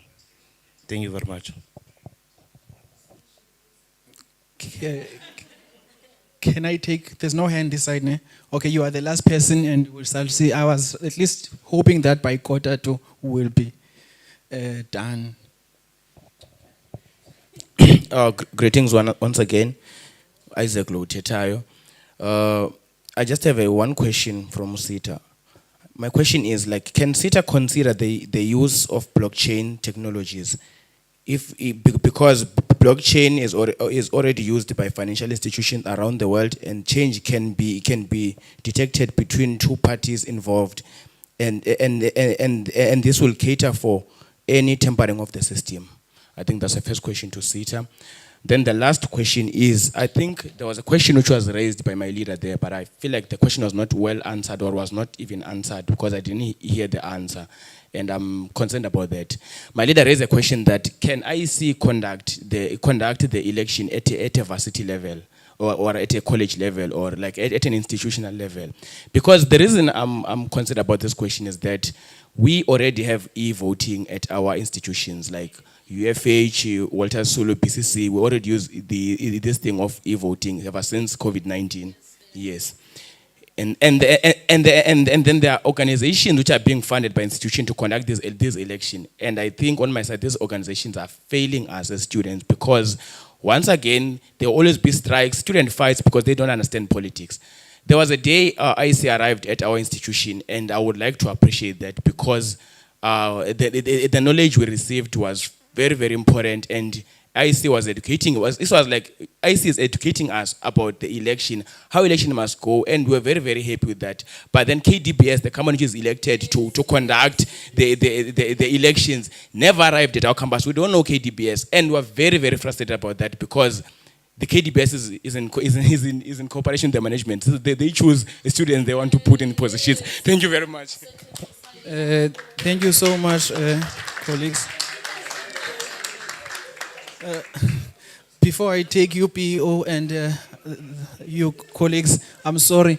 There is someone who is rushing to the airport, but I don't want him to leave the premises without responding to your questions.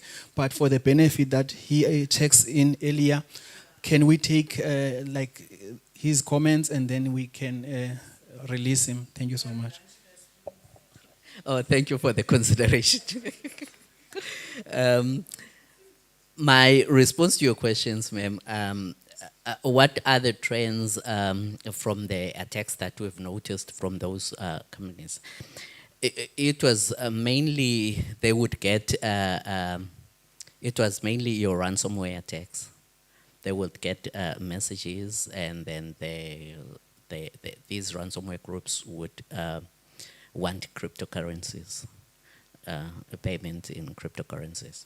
But what we've noticed is that some of these ransomware groups would use data that was, say a company was compromise the data. There was a data breach in 2019. They would harvest that data from the dark web, and then they say, look, we've got this data. We compromised your system. So these organizations or companies would panic and think that their system had been compromised now, even though that data is coming, it's an old data that's coming from the previous incident. But what's important is, even though the client's information is out there and it belonged to them, so they need to be proactive and act in trying to protect that data. So those are the things that we've picked up from these companies. And also that there was some form of insider threat and involvement of the employees that are working inside there. So you know, it's always indicated that humans are your weakest link within the security, particularly in the cybersecurity space. So the involvement of you know, your disgruntled employees, those that are chased out or they are not in good terms with Umama Kutumane, so they will ensure that they sell their credentials so that they can be data breaches. Okay, and with regards to Interpol, though the countries that are not member states, you know, you have your Interpol, you have your Europol, you have your Asianopol. Those are the entities that are out there, and we ensure that the law enforcement agencies, they have equal collaborations with those pols, all those pols, so that whenever an incident is happening to a member or a country state that is affiliated to them, we can be able to have this relationship and request the data from them. But Interpol, it has about 196 countries that are member states, and it has been assisting because your DPCI is a part of your operations that are identifying all these cyber threats. For instance, your online scams, your romance scams, sextortions, there are different operations that we ensure that we form part of to amplify this relationship between us and them, so that it becomes very easy when we request data from another country, we get it quickly. Because it's important that when there's a breach, you quickly act on it, and then the data is made available so that you can conduct your investigation and complete it timelessly. Thank you very much, ma'am.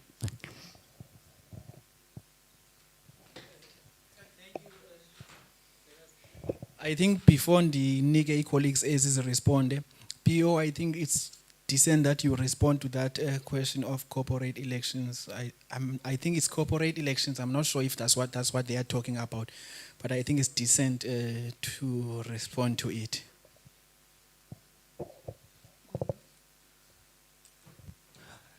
Before I do so, since you are leaving, thank you so much for joining us today. Your inputs are really appreciated, Mr. Gyasi.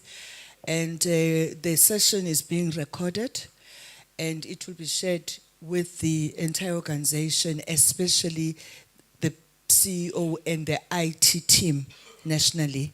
And we'll be sharing your presentation as well. Don't be surprised if you are called to address the national team. Thank you, sir. You travel safely. Yes, okay, thank you so much. On the issue of SRC elections, when requested, we do it all the time.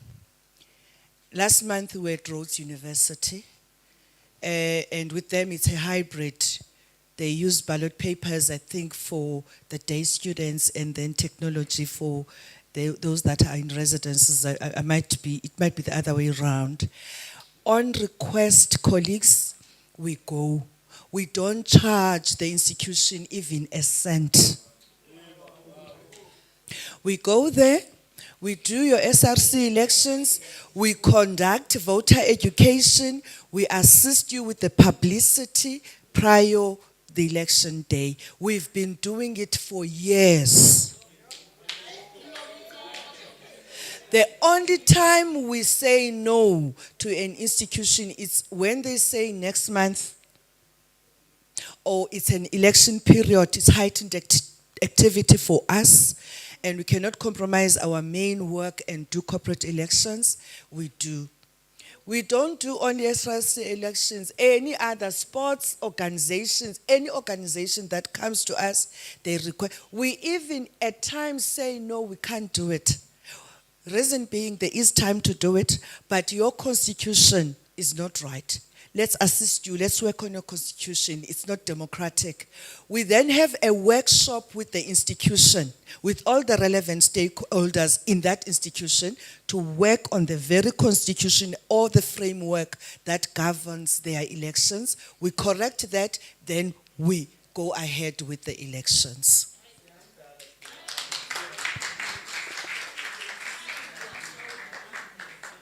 Okay, thank you, PEO. Colleagues, I think now, unfortunately, all good things come to an end. I think I will only give the panelists closing remarks, a chance for closing remarks. But into emnandi yaphindwa. I think we'll always find a way of reconvening and find another topic relating to what we are discussing now. Because I can see there's eagerness, people want to share more, but time is against us. The plan was that by 1 this session must have ended, but it's exciting. People want to comment on it, so as such, I have to now give to the panelists. Sorry. I'll start then. To answer the question for the lady in terms of those without disabilities, can they? Can they use the application in terms of countering those aspects? It will have, first things first is, the answer is yes, because there is technology out there that assists those with disabilities to ensure that. But when it comes to the actual application itself, it will have to be considered when it's actually going through its development phase, so that what are the risks and what are the possibilities and things can be explored, as well as when it goes through its testing phase to see whether can it do that initial function that it's been designed for when it comes to helping the disabled people in that aspect. So that is one. Then I think there was a second question, which was talking to blockchain. Blockchain is mostly cryptocurrencies and currency related. Let's say security. Blockchain mostly relates to what we call cryptography and other aspects of technology when it comes to financial transparencies, right? So in this aspect, we wouldn't necessarily need to use blockchain because we already have other forms of encryption that would work similar to how blockchain is already actually implemented. I hope that answers the question as well, that why you wouldn't necessarily need blockchain. It would, for example, be an additional cost that might not be necessary when actually implementing it as well. So those are the two questions that were imposed. Hand over to my colleague here. Yes. To answer the question of consumption, of taking consideration to the duration of the elections, I did not consider the duration, but the study was more on the capacity of ESCOM. Do we have capacity to conduct these e-voting elections, and how much power would that require? How much power consumption would that require? In terms of taking considerations into the devices that I used for at home, I looked at the duration of, I looked at the activity of voting only because the electricity demand was still going to be there. Even if there was no e-voting, they were still going to use those same devices for something else. So the i-voting is just simply going onto the internet, onto a website, and performing that voting process. It does not have its own it's basically an internet activity. So it does not necessarily have its own power consumption that it would be different from maybe sending a, maybe posting or on social media or scrolling through the internet. So it's basically internet activity. So that's why I did not take into consideration other uses, because those other uses were still going to be supplied by ESCOM to begin with. In terms of the model, which best model to use between the data center inclusive model or to the one that does not use data centers, it would be area dependent, because we live in a country whereby some people don't have robust internet connectivity. That's when your EVMs without EVMs that can be used without an electricity connection or an internet connection can come into play. Battery powered EVMs, and also if you are in a urban area, it would be advantageous of you to use iVoting for convenience, of course, because it can offer you like the convenience of being able to vote at home or at work, but it's actually area dependent on which is best suitable. It would depend on the IEC, on their admin, about which areas need a poll site and which can be able to use iVoting.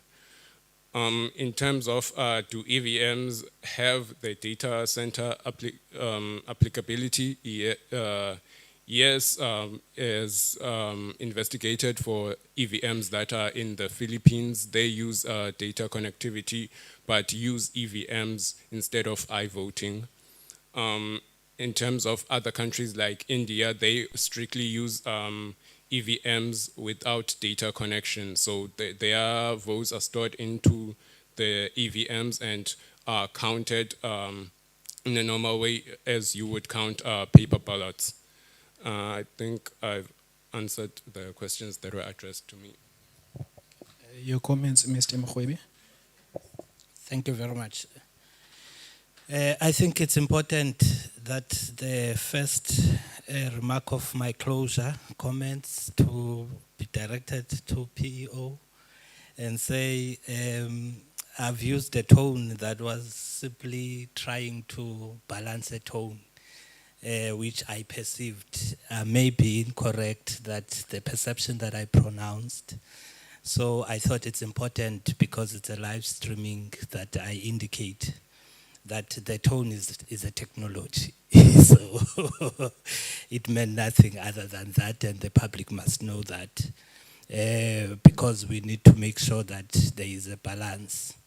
And also on the question of blockchain, I think the issue of KZN, because these consultations are being streamed live, and we are talking about the same institution in KZN and the same institution in Eastern Cape, the other live streaming is going to use the reference from this streaming. And that becomes a principle of blockchain. Blockchain is to ensure that everything is consistent everywhere. So others, you must expect that they will be making reference of the remarks that are made here. It's just a matter of order. And there is also a very critical issue that I think a PEO will be interested in, because it's something that you just reflected on, I think, recently. It was, I think, a summit, if not a conference, which was the party funding model. I think one of the participants raised this issue. This is a very critical issue, because it is also within the category of the entry, because it determines the integrity of our democracy. I think within that funding model conference, the only issue that was addressed there, it was the issue of either a state funding or the private funding or dual. There is also a self-funding that was never entertained. This is important because there are perceptions that democracy is a corruption. Those perceptions might seem to be just isolated issues, but with time they can gain momentum.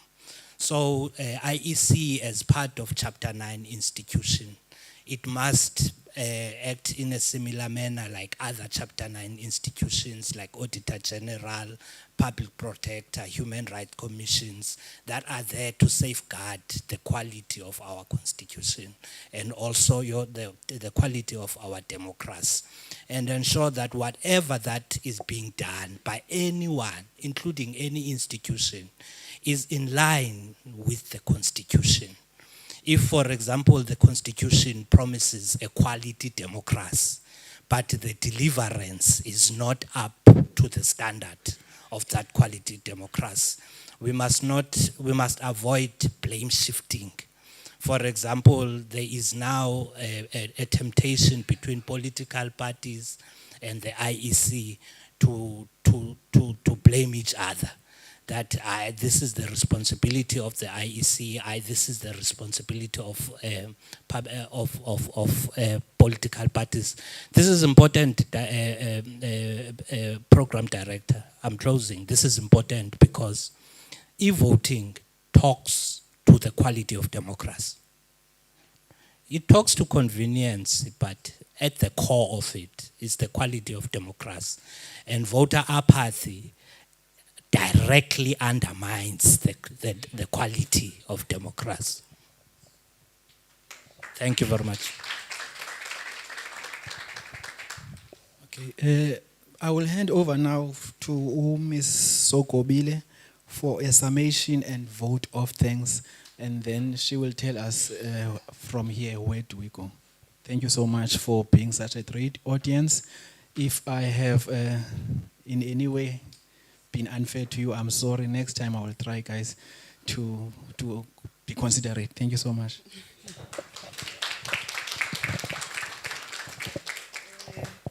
Good afternoon, everyone. My name is Lula Masokobile.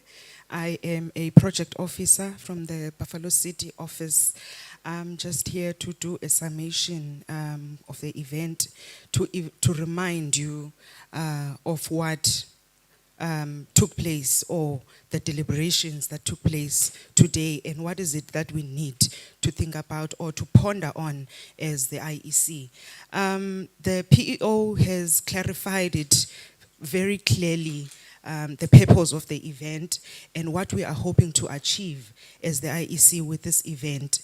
The consultation, where we want to get the views of the people, where we want to get the ideas of the people, where we want to equip ourselves as the IEC about what the people or the voters out there are thinking about e-voting. Not necessarily about posing questions to the presentation, but also to hear from you, as we have sent the policy document to all the people that we invited to the event, so that they have a better knowledge of what this policy talks about. So, what is it that the IEC must consider then out of this event? What is it that the IEC needs to look into from the people now? So, everyone has spoken, the panelists have spoken, they've delivered thorough presentations. The audience have asked rigorous questions. So what is it that the IEC needs to consider out of this event concerning e-voting? We had our first speaker, which is Mr. Avuyile Ngalwa. He spoke about the QR code. He came up now with a different method of implementing e-voting, which is the use of a QR code. which is something now that is an addition to what is on the policy document. So he also gave us the journey that a voter will have to take when they are using the QR code, saying that it will take less than 5 minutes to vote if you are using this QR code. He also mentioned that the journey will start by scanning. I'm sure you have seen by the door, we also tried to move in with the times and created a program that you scan using a QR code. So, nathi noko systems, we are trying.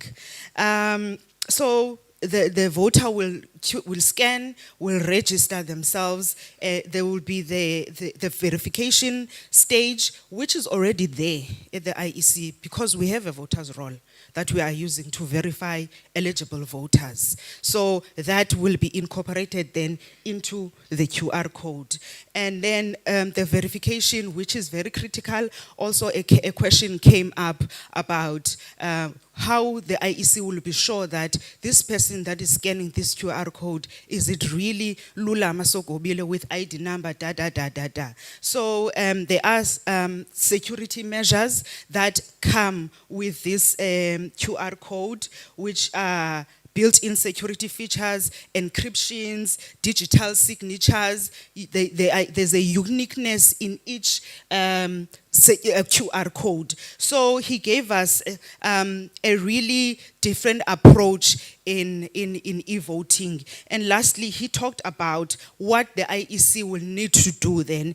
He spoke about the legislation that will need to be amended, and he mentioned two things, which is the Sprint 1 and the Sprint 2.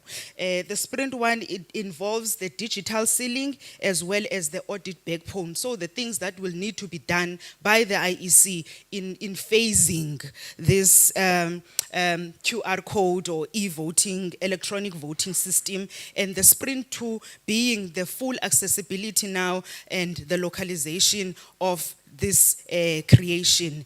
And we had a speaker from ESCOM who spoke about the infrastructure of the infrastructure need in South Africa in order to implement e-voting. So these panelists were carefully selected to really interrogate the technological aspect of e-voting, not just generally, but now looking at the technology that needs to be in place for us to implement e-voting. He spoke about, he gave us different types of infrastructure that will be needed between the polling, the machine, as well as the internet voting. He spoke about a paper trail machine, meaning that now the IEC will need to invest in different machines for us to implement the machines for e-voting. And he spoke about lighting and a data center.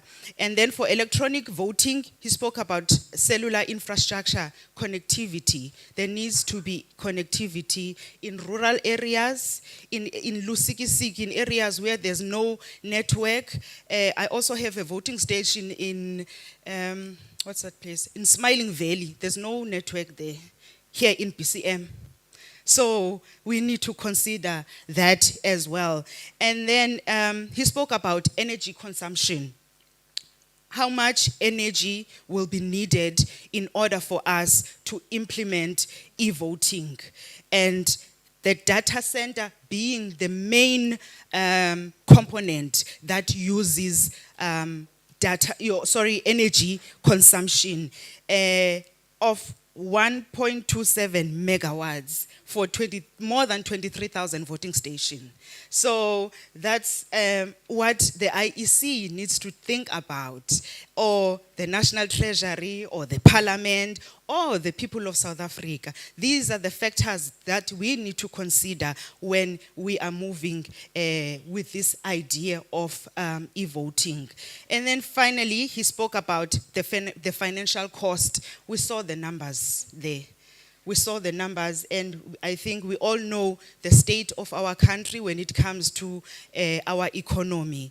And then finally, he came up with recommendations as well as what ESCOM is doing currently to assist the IEC, to assist South Africa in terms of providing electricity in the country, that assisting the IEC now into achieving the goal or the mandate of the IEC, which is delivering a free and fair election, either electronically, either on paper, but the ESCOM plays a crucial role in the delivering of an election. So also, he mentioned that there needs to be a relationship, a strong relationship now with the IEC as well as network providers. If we're talking about internet voting, we're talking about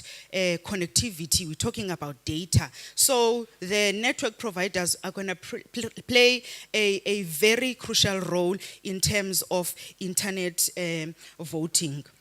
And then we had a presentation from Mr. Mkhwebi, who is the policy analyst.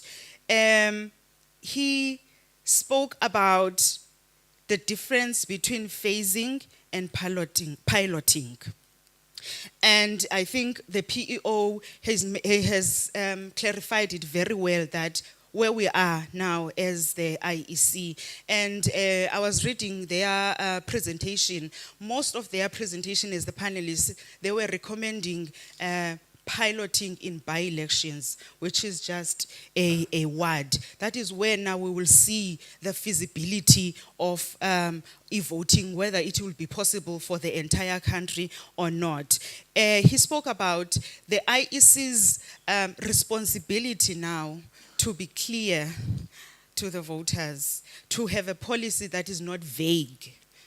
When we go to the parliament, to report back to the parliament that we as the IEC have consulted the people, we have consulted the voters, we must go back there with a policy that is not vague, that covers all the areas, that covers the issue of areas without electricity, that covers the issue of the elderly going to the voting station and trying to fill this machine. So when we go, we will be equipped now to come up with an implementation plan that is concrete for e-voting.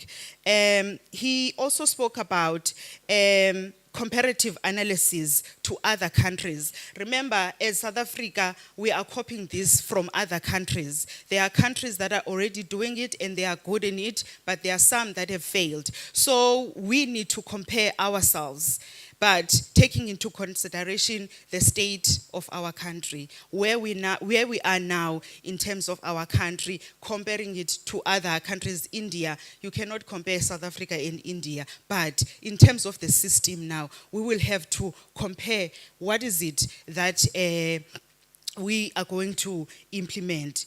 And then he spoke about the data center, which is, I think, is very key, because the data center also speaks about the information, the voters' information, the votes, because that's where all this information is going to go to.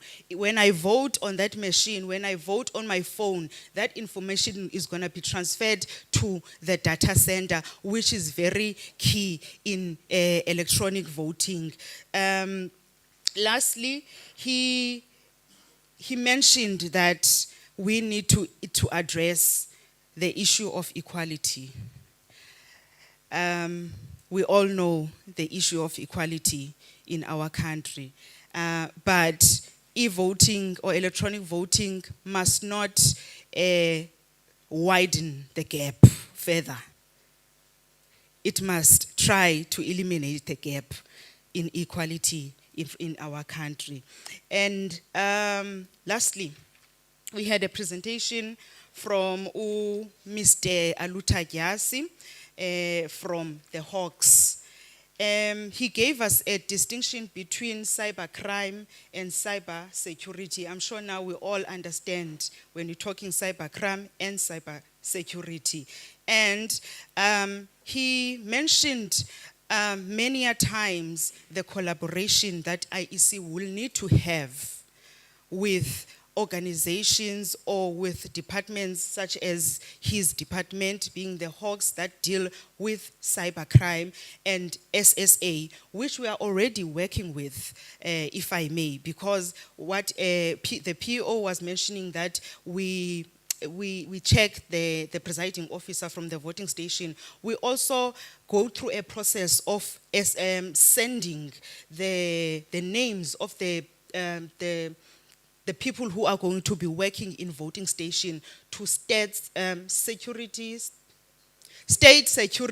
agency. We send the names of our staff to them so that they can also verify them if they don't have criminal cases. We don't want a person in a voting station who has a fraud case.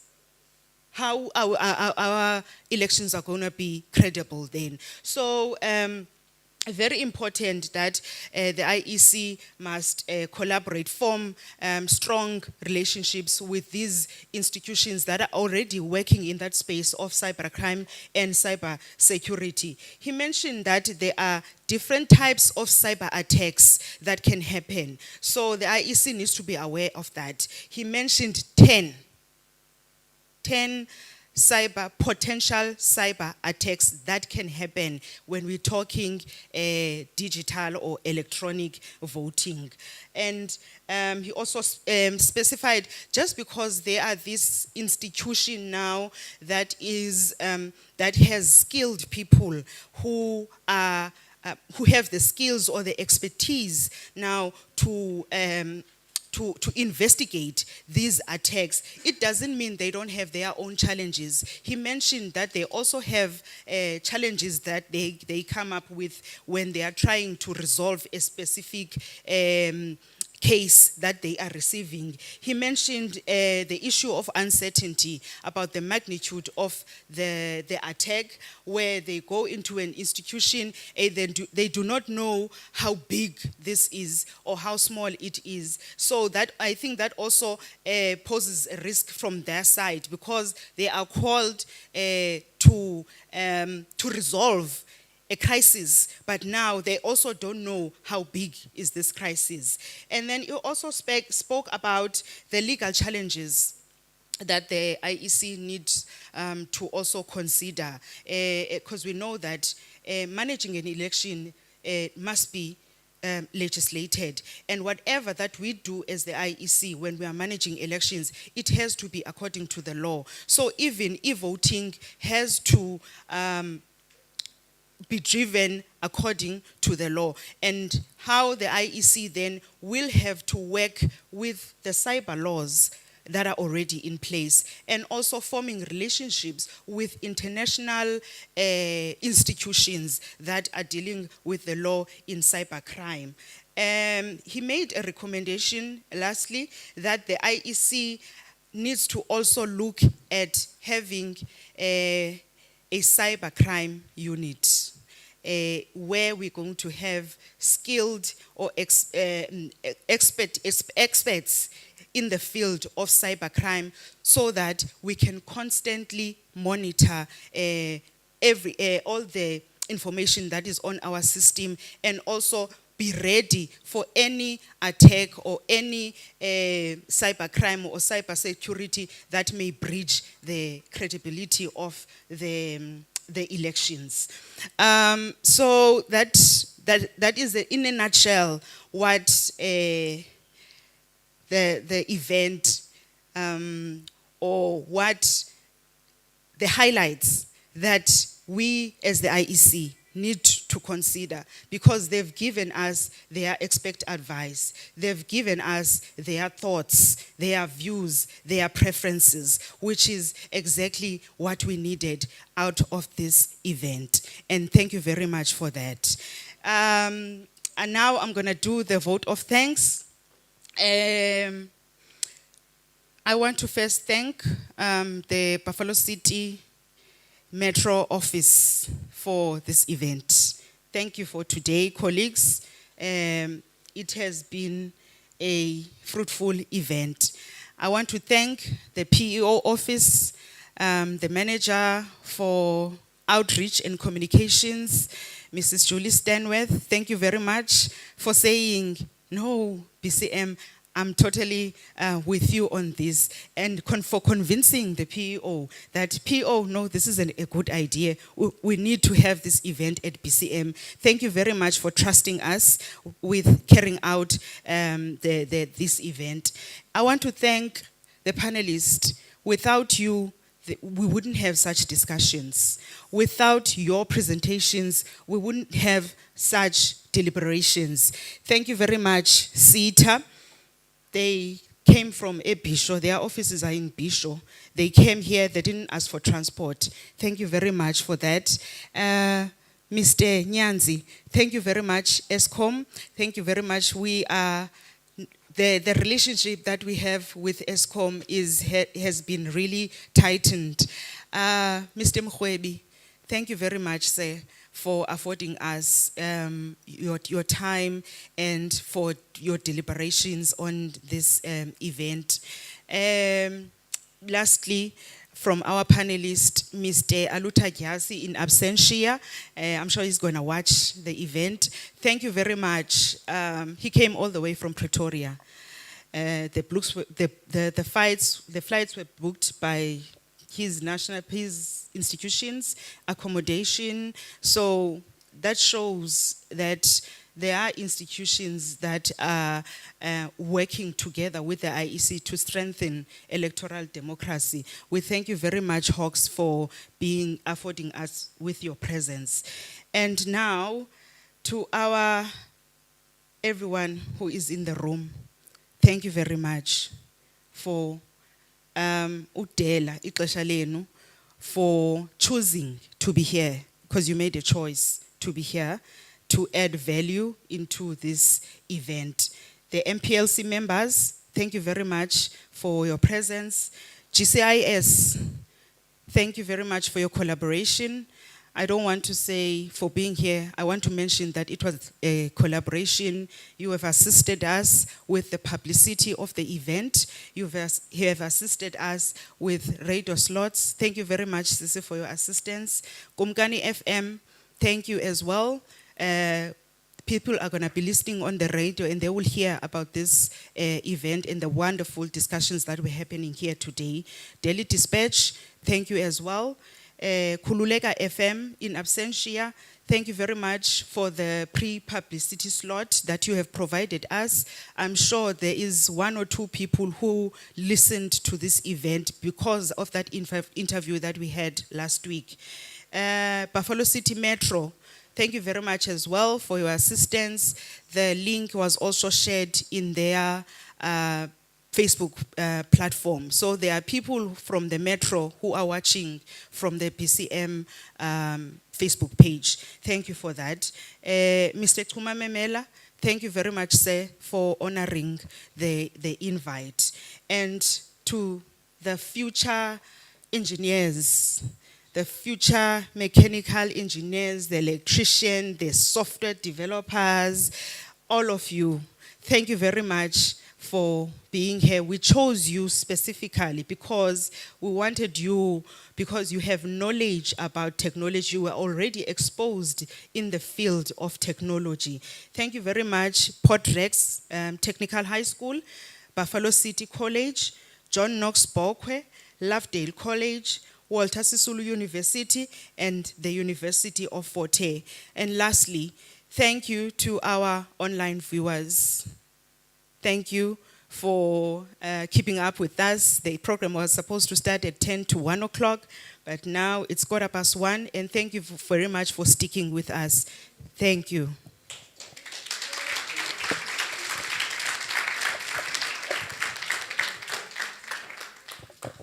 Okay, thank you.